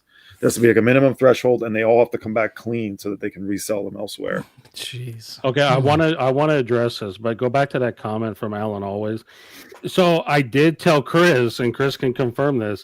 What I did offer to him was that, like, before I ship anything to you, will you be okay if I open it up and look at it? Because I'd much rather do that than do this blind like shipping thing. And I think he also asked Mike to do that, but Mike has a pay service for that. So I understand Mike's standpoint, but for me, I said like it's no big deal for me to open them up and just look at them because I'd rather just tell you it's not flat and then. So Joel, I appreciate you bringing that up. I forgot that point. So Joel, since we've been acquainted, the volume I would do with you is probably similar to what I would do with Mike, right? Like to maybe even more with Mike because I wasn't getting direct from websites. You know how much I order. Yeah. And I said to him, like, based upon my volume, like, why don't you just open it for me and check then? He's like, well, I have a service that cleans it. I'm like, no, I don't want you to clean it. I don't want you to sleeve it. Just I'm telling you. Yeah. Oh. So do you know who does do that? Is Elusive Disc will do that if you order from them and you put in the comments like, can you just open the record? There's no handling charge for that or anything? Correct. No. Even MoFi does it. MoFi does it too. Yeah. If you ask. Yeah. I've definitely had people when I'm selling stuff on Discogs, if it's sealed, ask me, just open it, please. Yeah, I would much rather do that than risk a return. You're doing, Rev. Be nice, Rev. Come on. When I've sold on Discogs too, I put in the comments like, this is sealed. I'd prefer you tell me to open it if you're going to buy it. Otherwise, I'm not going to take a return on it. People have been like, yeah, open it for me. So, bro, you need to pay that $8 for the cleaning. So make you feel better about all the seam splits. So back to Dom. So obviously, I do buy from Forced Exposure and Midheaven. I haven't had to return anything. So unless they've changed their policy, you can return product to them. I'm pretty sure Midhaven definitely Forced Exposure, not Red Eye. Some of the smaller ones will do it. Really? Okay, I'm gonna explore that. I can understand. I bet you. I mean, it makes sense that Midheaven would do that because they're kind of like punks, right? You like pay for the shipping to go back. Yeah. And like I said, Forced Exposure goes through, and anything that they think is damaged, they send it right back to you, and they don't give you credit for those. I mean, that'll make me buy more if they do that, because I think that's one of the things that I feel indie record stores should be fighting for, to get Alliance and the bigger distributors to do that. They've been asking for that for decades. They won't do it. I don't even know. I just want evidence that they've even fought for it. It would make me feel a lot better, because I don't really see any evidence that I see them complaining about it on social media, but I don't see them actually doing something. All these coalitions and stuff, instead of Record Store Day, why don't you fight for getting the distributors to let us return product? That'd be a better worthwhile thing. Start CD Store Day. You can return CDs all day long. Yeah. Chris knows that, right? Yeah. We're working retail for Strands World, and I think like twice a year we'd have a recall. You'd get a list printed out, and those would be boxed up as RTVs, return to vendor. Yeah. The vendor got credits. Now that obviously the volume on CDs and the profitability was much different than records. But yeah, I remember going through that, And That I'm sure was like a big thing in like, that quarter. They had to make sure that could win, right? But All if you the terms. notice, like, so if you look at back in the day when CDs were the majority of things that stores sold, right? Before the Napster thing, right? Stores made money. And I don't know how distributors did, but now look at the vinyl, right? Look at the vinyl resurgence. Now distributors are like, their stockholders are loving them. They're just making money hand over fist, and stores are struggling to Yeah. to It's turn a one-way buck. product. And it's like, I wonder why. I wonder, you know what I mean? Like, there's putting a screwing to stores. And to me, that should be the number one thing. Forget record store day. That's a thing that'll help stores out. Well, I like that point, Joel, because it goes back to some things that you mentioned earlier and we've talked about. It's like if I go in there as a 16-year-old kid with my hard-earned money and I'm buying a $25, Guns N' Roses reissue, and I get home and it's on my turntable, like bounce up and down, I'll be like, vinyl sucks. I'm never buying vinyl again. Like, all it takes is that one bad experience to turn somebody away. So, that's where like the education comes in, and people need to kind of, you almost have to, I equate this in a way to like getting your first car. Like, you learn, here's where the windshield wiper is. Here's how you fill it with gas. Here's what you look for maintenance. Like, having a turntable and a stereo system, it's not to that degree of difficulty, but there is a lot of education that comes with it that you have to learn, and sometimes learn the hard way about things. And I think that's missing from a lot of the new vinyl buyers. Yeah. Who was telling me about some stores doing like a night where they have people come in and they do like demos for turntables? Someone was telling me this. It's a great idea. Yeah. Well, come in, you can bring, maybe they do light repairs, but also they show you the basics of stylus wear or, problems with your balance or all that stuff. I forget I can't remember where it was, but it was definitely a thing somewhere. I'm sure it's happening out there. Yeah, to me, I think if you're a bigger, and maybe Waterloo will start doing that. I think Waterloo would be a perfect store in the Austin area or Breakaway to do something like that. Be a really valuable thing, I think. I mean, that's where I send people. People come to my store and they ask me all the time, "Do you have equipment?" And I tell them I can give you advice. I'll tell you where to go, and I recommend them going to Breakaway or Innoveneer who have equipment. And there was some point to me telling that. I don't remember what it was. Okay, that comment was funny. Okay, I will admit. I saw that in chat before. I like Mark Boyd's comment. Wait. Like Angel would have been yelling. She would have been, "What are you doing? Get out of here. You're banned." Yeah. Come on. I like Mark Boyd's comment. This would also be a great way to sell a turntable. Yeah, it's a demo. It's really a demo and education. Oh, definitely. Quick way to upsell there. Oh, you have this Crosley. For $60 more, you can get this. You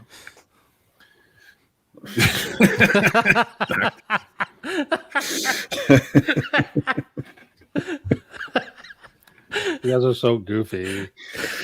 Like, I'm over here all worked up, all streaming. You guys are just. What are you talking about? Do you see Dr. Johnny Fever's comment here? Yes, Come on, man. I know it's funny. It's good. You should read it. I'm trying to be angry at the system, and you're over here. We're angry, man. We can laugh and be angry. What the fuck? Yeah.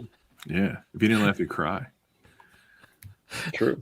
Yeah, you didn't see his joke. I was like dying. His joke earlier, I was crying. I had to step away. Like, Yeah, it was too much.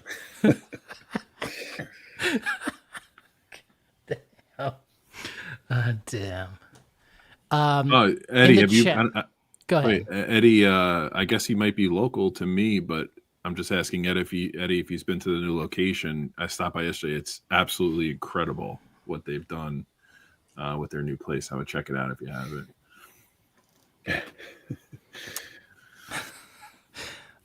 In the chat, I've been putting a few polls that Groove Seeker has put in. The latest one is, are defects part of the vinyl charm? Yes, no, or the third option, banned from returning to in groove. There you go. There you go. That wasn't bad. Tokyo Brown, not to be a contrarian, but how do we manage to figure this shit out on our own 20, 30, 40 years ago? Well, yeah, we're distracted. We have so much to distract us these days. Plus, it's like By the way, Tokyo, I will respond to you on Instagram. Thanks for your message. It's kind of like if I gave my daughter like a rotary phone, like she wouldn't know what the hell to do with it. So if it's not, there was a gap here where vinyl kind of went away, there was not a pass down on education. So I think there's another aspect of this. 20, 30, 40 years ago, you didn't have any other choice. Like if you wanted to listen to music at home, you had to buy physical media. There wasn't a YouTube or a Spotify. It was called radio, Joel. Okay, whatever. You know what I'm saying. Well, but now we're trying to encourage kids to put away their Spotify and pick up a CD player or turntable. Therefore, that's why the education services exist. Also, 20, 30, 40, 50 years ago, people weren't taking care of their records, right? They were slapping them all over the place, and no one thought they'd be worth shit. Yeah. Right. So maybe they didn't learn anything. Ross, go back to Eddie's comment real quick. I got to plug Dark Side whenever I can. So Eddie, I was coming home from upstate, and I took a detour just to pop in there to look at the parking for Record Store Day.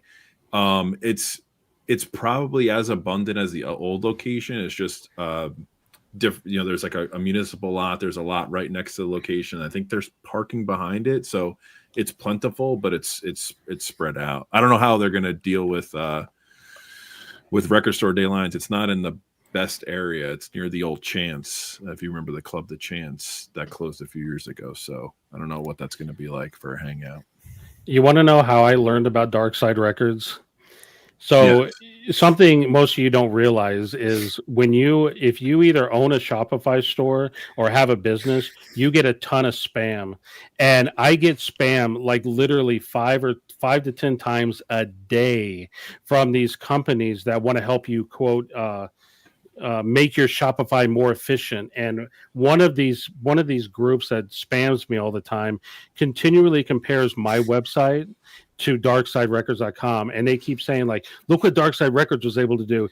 If you like come with us or pay us whatever, we can help your site get to be like Dark Side. So when I saw this, I just thought it was like bullshit spam. I just didn't even think Dark Side Records was trolling you. So I went and looked at their website, and I was like, oh yeah, shit, it is a nice website. But it's through all this spam, that I get. Their e-commerce footprint must be extraordinary, because behind the counter yesterday, I walked in, they must have had 4 or 5 mail carts of media mail, record mailers, like shipped and ready to go. I was like, what are they selling online like that? It was probably 150 boxes. I was like, damn. Warped Hendrix records, probably. Warped yeah, that's right. Warped Jimmy's. I mean, I'm tempted because I want to get people to stop buying from my Discogs and buy on the website because of the fee difference. It's like night and day. Joel, so maybe New York. We're going to come upstate. We're going to go to Poughkeepsie, and then we're going to go another few hours up to Ithaca. Okay, well, it turns out I'm not coming to New York. Okay, what? So I want to, but here's the thing. It's literally my first holiday season in the store. Do I really leave during peak shopping time? Like, no. if I'm not there for Christmas Eve for last minute shopping, I'm gonna feel bad if someone shows up and I'm not there. You know what I mean? So Jason, would cover for you?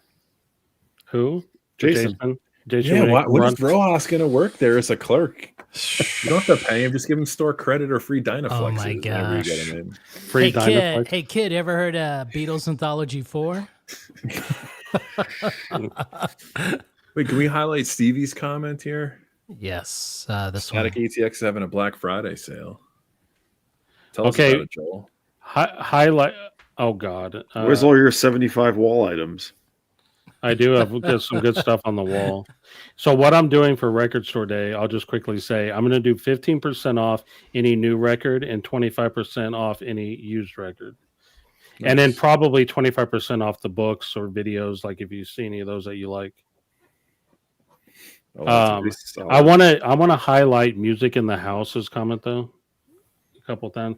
So just so you know, that right there is against the terms of service. And I know from firsthand experience, not because of me, but for a friend of mine, if Discogs finds out you're doing that, they're going to ban you. Yeah. And all you need is one bad experience for someone to report you, and you'll get banned. Yeah. That's what happened to me. I told this story. Yeah. In fact, I had a run-in with the same seller for getting forgetting that they were. I figured out who it was that reported me because I tried to get something from them. We're making an offer on it. It said you can't make offers on this item. Or I realized it said you're blocked from buying items from the seller. And I emailed the buyer. I'm like, hey, I looked through all of my history with them. I didn't sell them anything. I didn't buy anything from them. And they wrote back to me. It's like, yeah, it's because you asked me to pay you off Discogs. Yeah. You asked to pay me off Discogs for the record. And so they clearly were the ones that reported me. And I got like this letter from Discogs that was like making me attest to never doing that again. What And honestly, I did it the next day.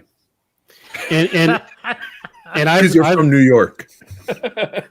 I thought about this quite a bit about the whole right. As much as we all hate, don't tell anybody the PayPal fees and all that.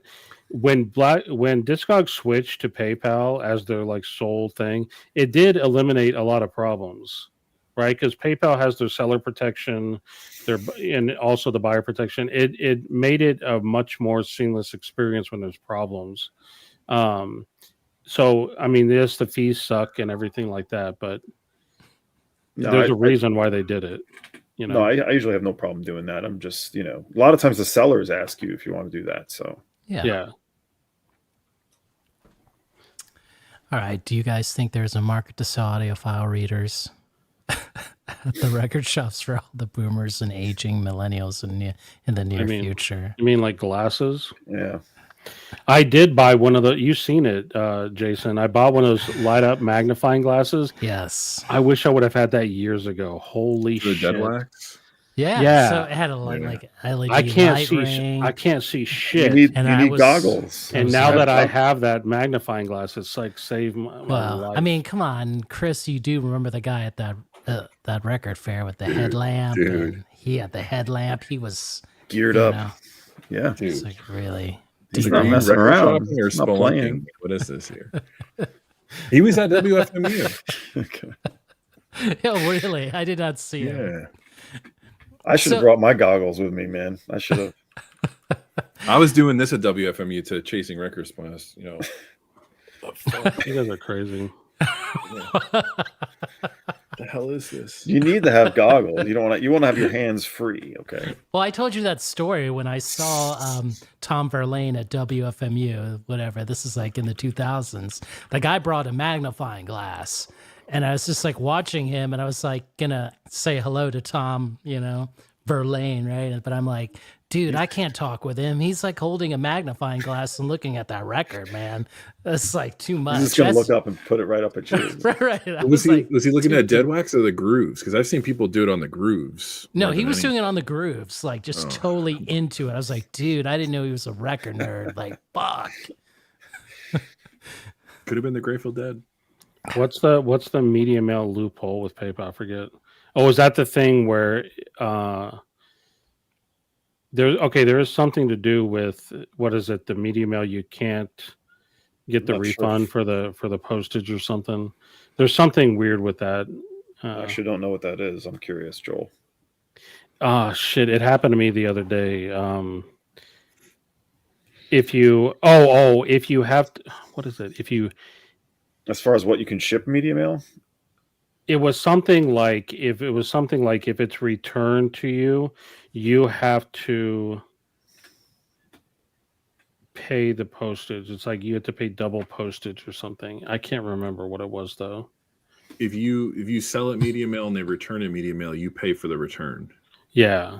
Like, sorry. The thing that I'm thinking of is I shipped something media mail and it got returned to sender because the address, something was up with the address or whatever the person ever picked up the package. So it was returned back to me by the post office. When you do that, you don't get free return on when you've used media mail.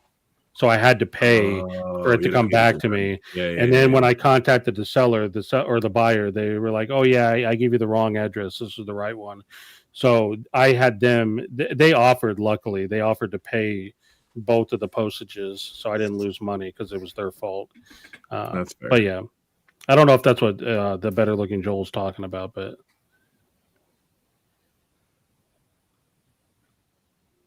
I do not know. Better looking Joel, let us know in the comments if that's Man, this magnifying glass, Joel, I'm telling you right now, like my I'll eyes are get it bad. if you brand it with static ATX. I will rock this at every What? record fair, Get record outta shop. here. Like What are you 100%. doing here? Can Hey, you? Hey, how that much is reminds. this thing? Hold Are up here. people Hold wearing up. the? Hold Are up. people We're gonna wearing do the? it. We're Yeah. gonna do it. Look at this. No, it's man. got to be a headlamp, the headset. It's got to be like the goggles. Look at this. $9. I know. I'm buying it for the panel. You want one, Dom? I have multiple. Oh, okay. This is gonna be in somebody's stocking, right? Do you want me to get my magnifying glass collection? I have the jeweler's thing for my stylist. I do have that. Yeah. What are you talking- No, I have goggles that wrap around goggles that are magnifying glasses, so that you can just have hands free. Listen, I know you're sitting here talking shit, but in the store, I have LED lights. I don't know if that's the reason for it, but no matter how I turn a record, I can never get a good view on the dead wax until I got this magnifying glass.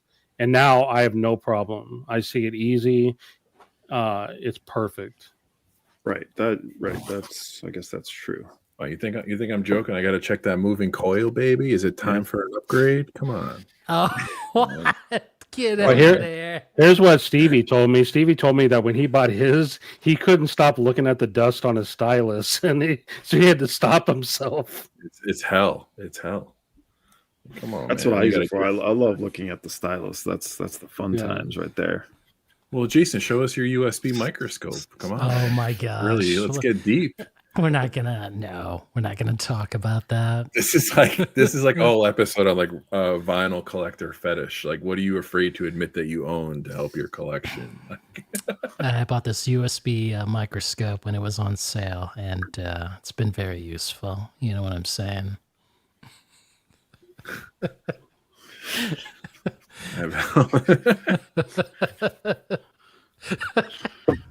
Can we get an audio file version of that, please? Well, did we exhaust it? Did we talk about all the topics you wanted to? We're pretty good on that. Hey, are you?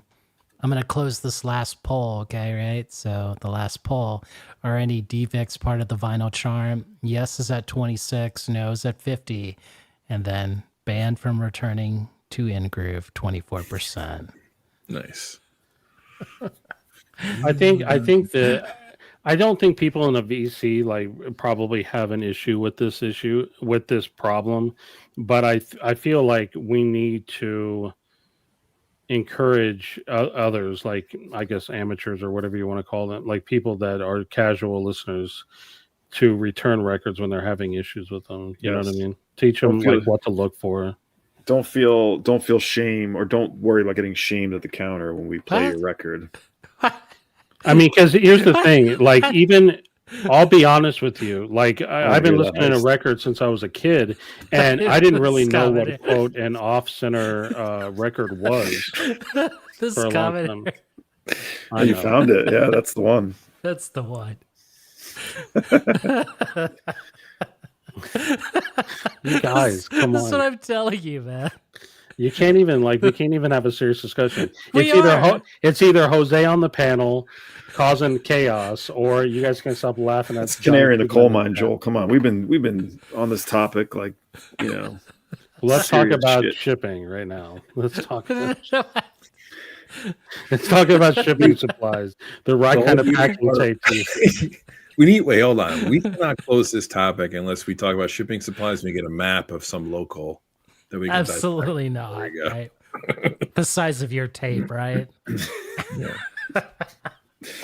Break out a map, Joel. Let's go.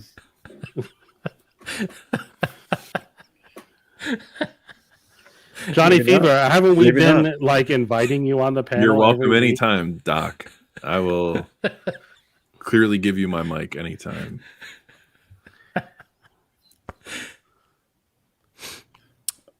With the butcher taking his second. I don't know. That's I heard one was taken. That's all I know. Oh, at WFMU, right? Yeah. I thought we were talking about the Brazilian heist one last time. That was not a heist.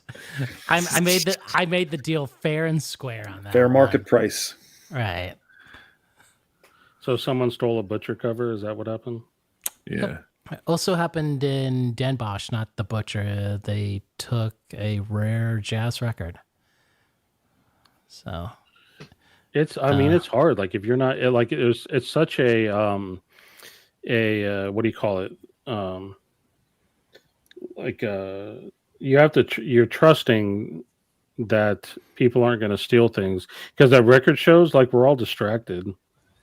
Like people could easily steal like probably an entire box of records from me with how like flighty I am most of the time. should I show? But Jason, I'm committed to do more record, like national, international record shows next year. So, in your opinion, what's easier to steal from, WFMU or Austin? Oh my gosh! How could you ask that, man? Well, I think because maybe I'm not going to answer that. No, no incriminating here. Well, let's hope. Well, they should start doing videos. I've seen videos of them catching thieves at card shows. Oh yeah, watch And it. I can't wait to see the first one at a vinyl show. Should I not- embarrass myself with this question? Should I do it? The one that Jonas, As long as it's not going to be Sava, the they're Ringo. all, yeah, it is. Yeah, we can Don't do show it. the Ringo. Don't Hey, show it it. was the Ringo. Like they all were like, "What the fuck? You came all the way here to get Ringo from 1973?" I'm like, "What? What?" Fucking Brooklyn King. You dick. It's UK. Right? I want to address Seafrick's question. I don't have anything that's like indie, but the best presses I've gotten in the past year is this new Mobile Fidelity pressing plant. It's been amazing. No issues with any of the pressings from there. But I don't really dive in unless I notice an issue. I don't really pay attention to who pressed it. Fucking Jason. What the hell?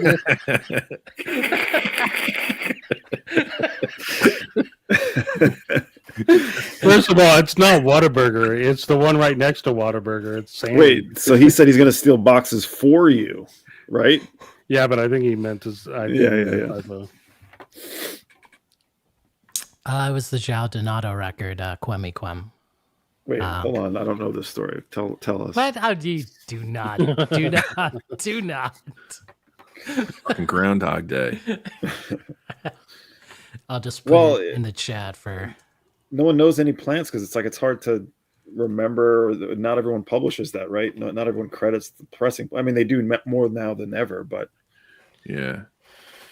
Yeah, I mean, if you think about the pressure that we put on, and I know it's just MoFi, to put on like their information, right, about, you know, how many digital steps they had or whatever, surely we can put enough pressure on distributors to put what pressing plant stuff come from, and then vice versa. They are also along the line, they could put pressure on the pressing plants to quality. But that was a reaction to a scandal. So to your point, you have to push the agenda if there are issues by returning. And not saying there's going to be like a class action lawsuit, but MoFi was never going to do that if they didn't get caught with what they were doing. Yeah. Right? it would have to be, you know, the big players getting involved to really do something, though, because, you know, until they care, you know, no one's going to listen. Yeah, that's the point that I'm trying to make. Like, you'd have to talk to a Amoeba, to what about the record store day, the head of record store day? Yeah, Rough Trade. You'd have to talk to the really big indie stores like a Waterloo and whatever else, and ask them, are you guys getting a lot of returns? Because maybe they're not. Maybe this isn't as big of an issue as we think it is. Well, they should be. If they're selling more, they're going to get more returns. I mean, that's part of the business. Yeah, so you would think, are you pushing back? Are you returning the records, or are you not? Or are you doing, because someone mentioned it here, are you just taking a return and just like putting it into another sleeve and putting it in your used bin and just selling it to someone else? That's amazing.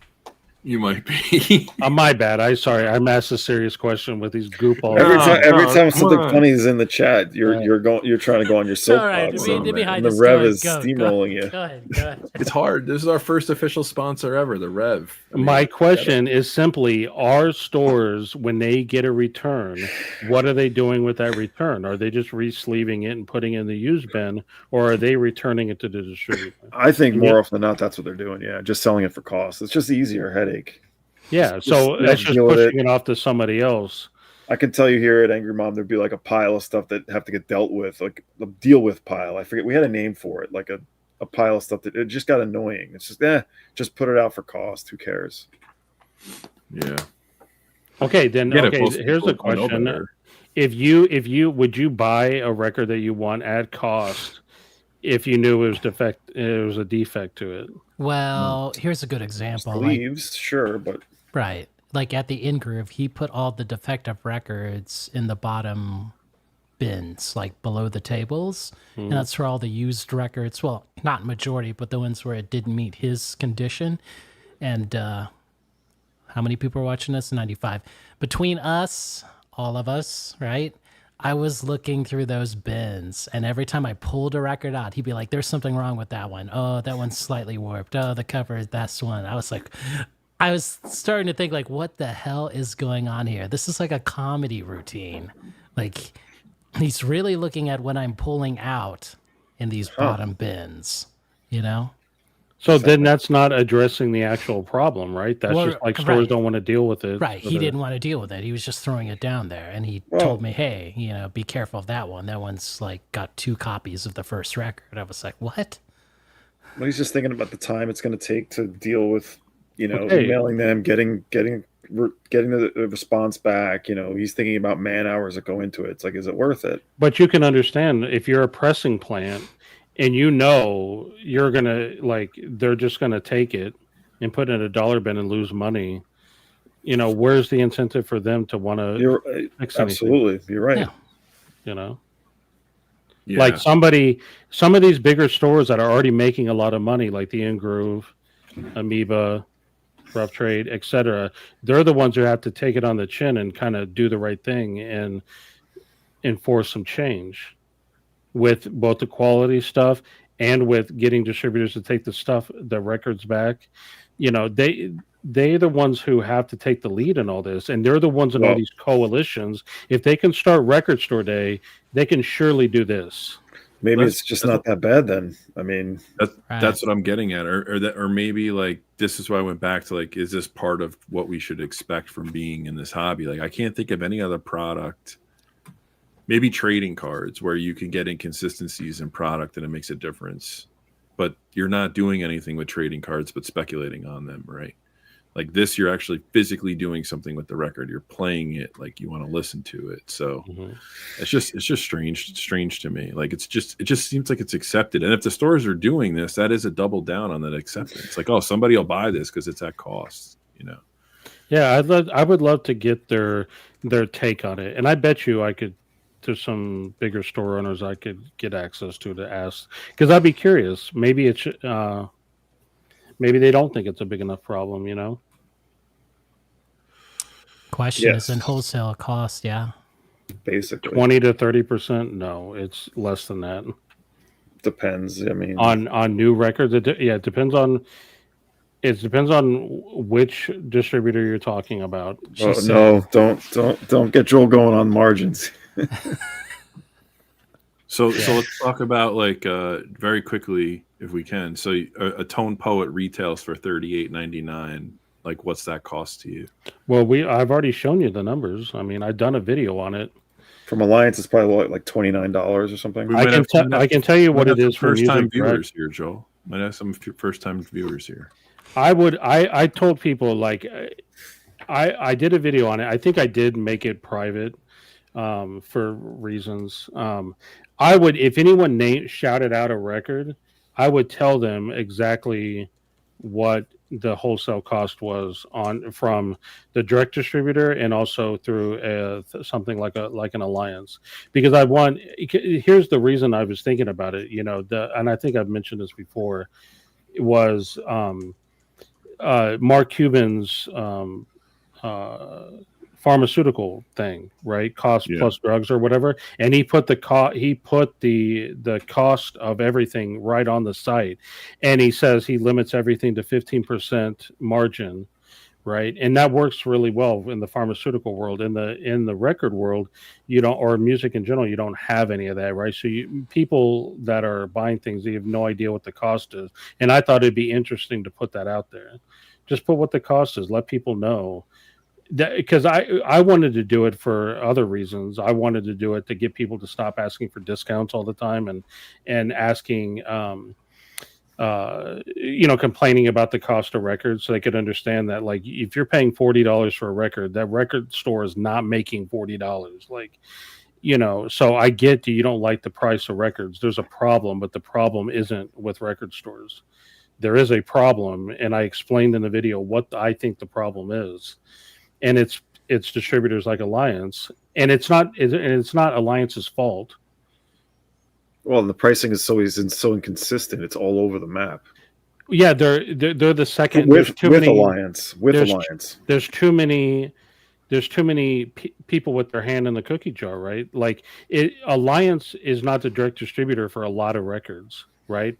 So like they're like, a label deal distributes through Secretly, for example. Then Alliance buys it from Secretly, has to mark it up, and then sells it to a store. So if you're a store and you're buying that record from Alliance, you have to mark it up.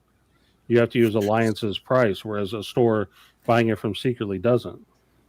So okay, you're kind of answering my question. So different distributors will have the same title, right? Yeah, not okay. It's not every, but yeah. So like back in the food industry, you'd have like Cisco would come in at 1:00, and then at 1:15, like US Foods, the rep would be, and they both have chicken. And you'd say to the second guy, like, hey, Cisco's going to give me like $4.79 a pound. He's like, I'll meet it. Like, you can't do that bid on wholesale, right? No. So that doesn't work like that in the music business. It's not like that. And But what Alan says is right. Important. That's why you're using Alliance. Like, Angry Mom would do all the special orders through Alliance, because it's just, let's just get the customer what they want. This is what they've asked us for. Maybe they're going to get something else. I don't have minimums. I can order from all these different places, and it comes from one place. If I order from Secretly, like, they're not going to give me free shipping, or I have to hit a certain amount. Mm-hmm. So it ends up making sense a lot of the time, depending on what you're doing, and depending on what order you're putting in, to just use a one-stop. Yeah, but see, that's the thing, though. See, I disagree with that take. I think it's absolutely a store's responsibility not to do that. Because when you do that, when you buy from Alliance something that you could buy for cheaper from someone else, and you're having that higher price, you're just it's the customer that suffers, and the store inadvertently suffers too, because your wholesale price is more. That means the stuff that you're not selling that you can't return costs you more, and it's usually $5 to $10 more. Convenience and reliability from Alliance. I know that if I put this order in on Tuesday, I'm going to have it on Thursday, and I know that if their stock shows that it's going to be accurate, it's not always great.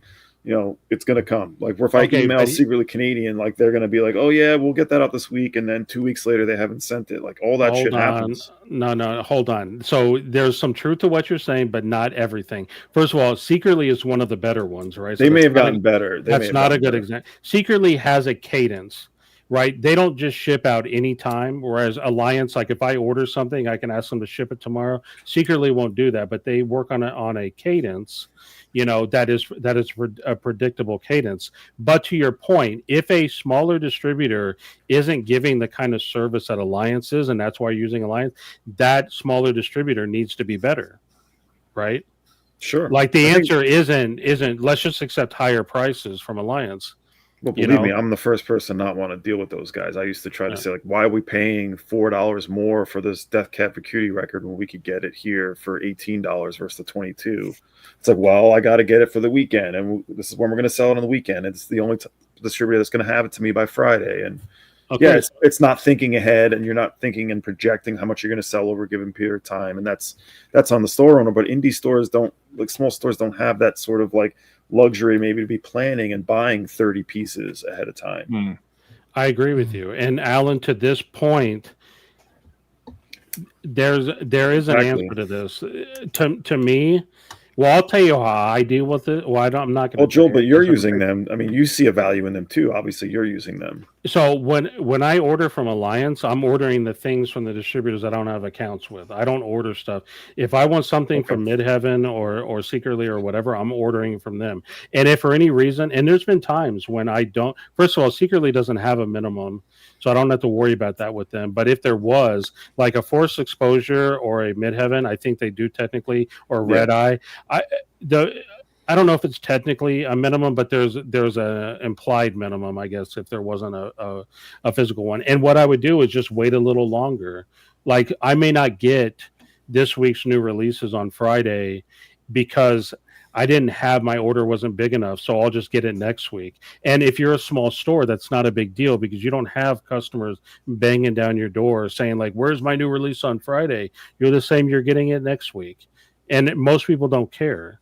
Well, like They're just Midhaven's a great example. We'll have like someone be like, "Hey, I want the new record on Gone or whatever," and it's like, "Oh, we got to get it from Midhaven. They're in San Francisco. Well, we can't place an order with them for this release for another 3 weeks." And they're like, "Well, they're the only distributor that has it. Alliance doesn't have it." Like, well, we don't have the money to do an order right now from these guys, and it takes a week for us to get it. So I can't. Then we'll put an order in.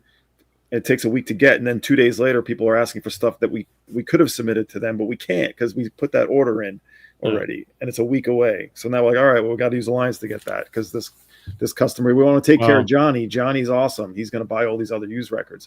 We got to take care of him. Okay, I will say this. There's all of this shit that happens at a small store that like if the customer knows. If the customer, like, I'll be front with someone. I'll say, like, if you don't, like, if I was in that situation, which I haven't been, but if I was, and I told the customer, like, if you don't want to wait, this is going to be the price, and it's going to be like $5 or $10 more than it would be if you could just wait a little bit, right? Yeah. Then if that's what they want, that's what they want. And there'll be some customers who'll say that. They're like, I don't mind waiting. Like, whenever you get to that, that's great. Okay, so there's a couple things in chat I want to deal with. One, Concert Buddy, I don't know what a large 3PL is. I don't know what that means, but I'm curious what you mean by that. We can talk about it later. To Alan, always, if you, I think, so here's the issue, right? And this came up with someone. I don't know if it was Chris, if it was you or somebody else, but a lot of times if you buy direct from the label, and I've been an advocate of this, returns are often really a lot harder when you buy directly from a label. Not always, but they can be. They can be. Right? So, like, think about the first time. Sometimes they don't have it. They sell out of it. You have to go to the distributor who has the distributed product because the label's sold out. Yeah. And Sticker Mania, it's a good thing you brought that up. I actually have 2 copies of the Beatles Anthology CD box set on my website right now, and I will gladly sell it to you. Whatever the price, I will beat anybody's price if you really will buy them from me because I want to sell them. Wow, and yes, listen, Alliance isn't all bad. Like, Alliance is just running a business like a business should be run. There were times when they have fair prices. I just think it's incumbent upon stores not to buy the stuff from Alliance that they can get from cheaper somewhere else.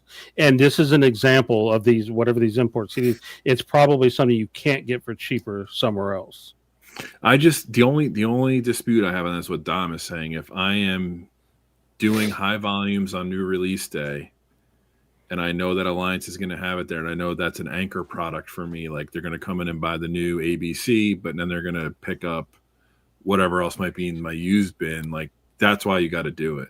Yeah. In your case, it's like if it's like a special order thing, then like you try to do the best you can for the customer. But. Yeah, and this is probably just something I'm hypersensitive to. It bothered me, like, so early on, I could only get an account with the one-stop shops like the Alliance, right? So I'd order a record, and it would tell me the retail price was like $32.99 or something like that, and I'd look around at all my favorite record shops, and they were pricing it at $26.99. I'd be like, "Fuck, dude, I can't price it at $26.99 because if I do that, I'll be losing money. So how the hell are they doing it?" And it turns out they're ordering it from a Red Eye or a Secretly or whatever, and that's how they're able to do it, right? Anything major, you have to go. Like if you're a new store who's going to open up a store and you're going to sell new product, you have to use a one-stop. You can't get those major releases anywhere else. And see, this is part of my problem. You can't call up problem. Universal and be like, "Hey, can I get an account?" They're going to be like, They don't Well, even have it's- those people to take those calls. It's a black box, right? Like you know how long it took me to figure out where a Secretly was or a Red Eye, Mhm. like, and I can't even find the Orchard. I don't even, are they a thing anymore? I have no idea. You can't get UMG, all the, like you said, all the major labels. You can't find where to even get an account or even ask for an account. My old company, WIA, called us up at the store one day. Was like, "Hey, you no longer have an account with us. You now have to order from Alliance." We were like, "What? But we've been dealing with you for like 10 years since I got there." Essentially, we had a direct account with WIA, Warner Music Group. One day they were just like, "No, we're done. We're cutting all of our small accounts. If you're not at this certain level, if you're a Newberry or Bull Moose or Zia Record Exchange or whoever who's got a chain, you can still have those accounts. Still have direct accounts with WIA." Everybody else got cut off, and they had to go through a one stop. Yeah, see, to me, that makes it an uneven playing field, right? Like that means, and all that means is like the smaller stores, you can't carry that stuff, and again, that punishes the customer, right? Because they want to come to your store and buy the Taylor Swift or whatever, and you have to tell them, sorry, like it's a major label thing, and I can't possibly compete. Or even the records that are indie centric records that are on major labels, like Yeah. that sell well at stores, like I don't know. And to Concert Buddy, that's cool. I mean, I do think the Alliance problem, I think it has to be figured out, because I see more and more like what's going to happen, right? If a Secretly comes and says what Dom's talking about. What if Secretly says, we're not going to deal with the stores anymore. We're going to ship everything, right? If all the distributors start folding and start doing the easy thing and going with an alliance, then that's what's going to cause prices to go up, right? And then that's going to start, people are going to keep complaining about prices, and people are going to stop buying things. And then you're going to have what happened in the 90s before Napster, where, Yeah, and that's who they're using now. All the manufacturing and all that stuff, fulfillment, all goes through. They used to have branches where this was all happening. Where in-house, they let all that go. That's like when I lost my job. That's when they let go of all that stuff, and it all went to third parties. Yeah, and I mean, so I still have direct fulfillment through some labels, not all of them, but I do still have with some labels. But I agree that it's not. And I like the labels like a Matador or like Secretly, right? People forget Secretly is a label, right? And they just decided to open up a distribution ring. I personally like that. Like, have indie stores help others. My contact email is just info@staticatx.com. I put the thing up on the website. I can beat that price though, so just reach out to me on social media. It's Oh boy, Joe. Anyway, I just want to make sure. I don't want to see what happened in like people. I cannot stress this enough. What happened in the 90s scared the shit out of me, because I love physical media, and I did not. And when that died, when the prices of CDs eclipsed $20, and then Napster happened, I thought it was over. I was like, what's going to happen to record labels? Like, what's going to happen with everything? I thought the whole thing was just going to come crumbling down. And I don't, and it's one of those things that I want to protect, because, it's just something that I enjoy. And if we're not careful and we don't fight for these things, we risk that happening, Well said. And you won't have too many records. Good words to float on here with. Yeah, and Alan, always your point about the direct-to-consumer stuff, like all that stuff hurts stores, and that's a different bucket of problems to deal with. The labels just realized they could take back some of that and start selling exclusive things, and that they didn't have to go through retail, which they thought was dying anyway. So like, why don't we just build our own in-house stores for these brands that we own, but we're taking a piece of, because now they had the 360 deal where they were not just owning the artist's repertoire. Now they're taking your merch stuff. It's like, well, let's have it direct to consumer, and we can sell them T-shirts and mugs and even tickets. It's like that. They all started doing that right around 2009, 2010. Yeah. To me, when anybody starts doing a subscription model, like the VMPs or whoever's doing it. To me, that is such a corporate thing. You're trying to get that recurring revenue, and to me, I instantly I have nothing to do with it. I'm like, nope, I hate that. Chris, can you photocopy that for me? I want a copy of that. And yeah, concert buddy, I just I talked want a about it. bootleg version of that. I'll get you on. Well, the Rev started the Tone Broet Society, so I think we're gonna have a little play on the Tone Poetry. Is there a vinyl file member sticker or something? Like what? I don't know. So regarding this right here, to me, a single disc vinyl should always be in the 20s. It should be like a $22.99, $24.99, somewhere in that realm, maybe even less, right? Because Discord can get them down in the $16, $17, $18 range. There's no reason why that can't happen. They're the only label who's pricing that low. Yeah. God love them for it. But I think the warp. Got to pay for the warps, baby. Yeah. But single disc vinyl releases should be in the 20s. Double disc should be 30s. The only thing that should be in the 40s is some kind of crazy special edition, like you've done something crazy. Do I think dude? I already know for a fact they don't give a shit about indie stores. Not only do they not give a shit about indie stores, they don't even care about physical media. The major labels, if it were up to them, they would just get rid of physical media. They could care less. They're going to make their money regardless. In fact, I talked with my rep. I probably shouldn't share this, but I'm going to. My rep at Alliance used to own a record store in the Seattle area, and when I first got with them, and all these things that I rant about on here, I ranted about to him, and he told me he talked with a high-level exec at a major record label, and I think it was Universal, but don't quote me on that. And that exec told him to his face that he does not give a shit about physical media. If they all went away, like CDs, everything, he would not care one iota, because they don't. These major labels, all they care about is money. They're going to make their money regardless. They're not the days of like the 70s and 80s and like even into the 90s of like these executives being for the artist and for the music and the preservation and the advancement. Those are over. These guys are MBAs, accountants that are there for 4 years. Yeah, but then when they have like onto their next role. But when they have like a developing artist or somebody new or young or someone they want to like break, guess who are they come calling to? They're like, oh, the indie stores are going to help us with this one. And it's so transparently dumb. It's so bad. I could tell you a lot of stories. Or they're in the McDonald's commercial. Well, if they're lucky. Yeah. No, you're right. Why, I mean, the indie stores had to band together just to get something like Record Store Day, and it is true that a little bit of it has been hijacked. I mean, it has, right? We're not like, it's just a truth. Like anything is going to eventually get hijacked by people that want to make money. You know what I mean? And it doesn't mean don't support Record Store Day. What it means is just that, like, it's going to happen, and in order for it to get stopped, people have to be active. You have to fight for the world that you want to be in, right? If you get a record that's bad condition, return it.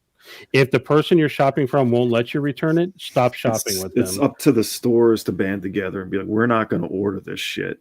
Yeah. The customers are buying it. That's their problem. A good amount of stores got to get it together and be like, we're not doing this. We're not ordering any of this stuff. Have fun selling it to Newberry Comics. We're not doing it. So that's how you're going to actually get change to be made here. Customers just keep buying it. I have no idea why. Every year I'm like, wow, we sold all the canned heat picture discs. Like they look like clip art. The artwork looks like clip art that my daughter would come up with, and which would have been better. But somehow they sell every time. And every year we'll talk and be like, wow, they made it happen again. Is this going to be the last year? No, I guess not. And to high rent, like it is. This Does is anyone something remember I that get canned really... heat picture? I'm sorry, that canned heat picture disc that looked like clip art. You're not making that up? No, it was a couple of years. Man. Someone find it. It was unbelievably, amazingly bad. That Rev must have it somewhere in his archives. Listen, Johnny Fever, this is not my struggle. This is all of our struggles. Like, wait a minute. You're saying the canned heat picture disc? I'm almost positive it was candy. It's probably during the pandemic years, maybe one of the first. Remember the drops maybe when they did like 4 record store days that year. Yeah, If you here just we go. if you look Hey, up picture canned disc. heat, There's a picture disc version of their Christmas album. Is that it? you'll know when you see it. I mean, holy moly! If you canned heat picture disc record store day should yield. Yeah, it says it was a Christmas album. Yeah, $50 on eBay right now. See, what do we know? Here's a link. I'll put. Oh yeah, I just found it on the. Yeah, we laughed about it for a good few. Every year we would pick what are the duds going to be. Like, what are the 4 or what are the 5 records that we thought were going to be really good sellers and that aren't going to be. I think we all picked that canned heat, and we were all dead wrong on it. Dude, in decoy cards, I don't know if you remember this, but there was actually a cassette store day. Yeah, of course. Is this it? Yeah, I don't know if that's it. That's definitely one of them, but God, doubling down. A canned heat Christmas picture disc. Like the world needs. I feel like there was something with a beach and bad palm trees, or I don't know. And the Anyway, one that I that had doesn't no look very idea. good either. I had no idea this existed. I don't know. 2019. Okay. Live at the Topanga Corral vinyl picture disc. That's the one I see. Really? there's a Starship Rebuilt This City picture disc from Record Store Day. How's that looking? Yeah, pretty bad. Look it up. This should be the next topic. All the bad picture disc choices. Right. If I'll tell you what, we would reach new heights if we could do 2 hours on picture disc sober. I think that would be. Well, everyone that ever talks about RSD is always like, "What's with the picture discs?" And someone's buying them. I mean, I know my friends. They're huge Cure fans, and they started buying the Cure picture disc, and then they just couldn't stop. They're like, "Well, we kind of have to get them all now. Like we have already started." It's like Elaine with the sandwiches. Anyone know Seinfeld? Yes. She needs to complete the sandwich card, even though they're horrible sandwiches. But she needs to get that free sandwich. Good reference. Groove Seeker, have we exhausted the topic? I can't believe we made Jason just wants to go. We want to keep talking. Jason's like, "Can I get the fuck out of here?"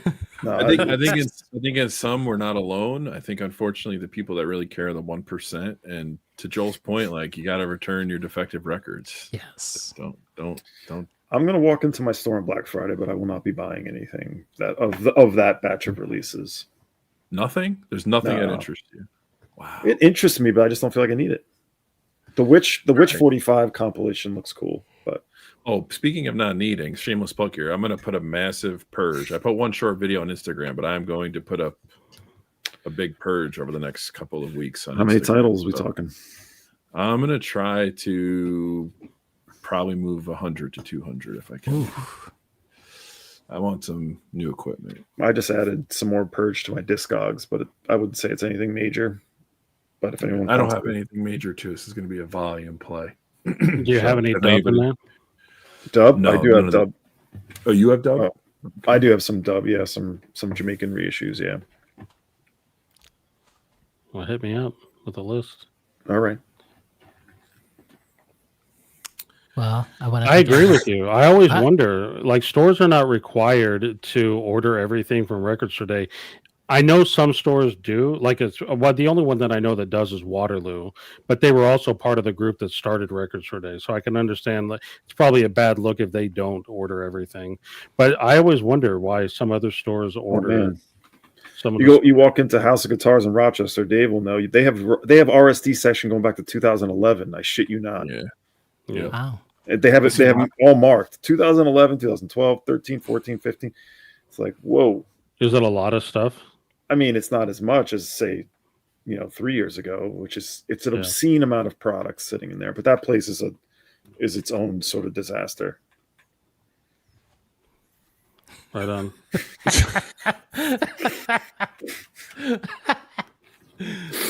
Oh my gosh. Nice one. I appreciate you guys letting me rant there at the end. I can't believe you got me going on that. I don't think you understand. It's the only reason why I keep showing up every week is to get you these moments. The gummies wore off. I don't. Right. People Right. think I'm eating gummies all the time. I don't.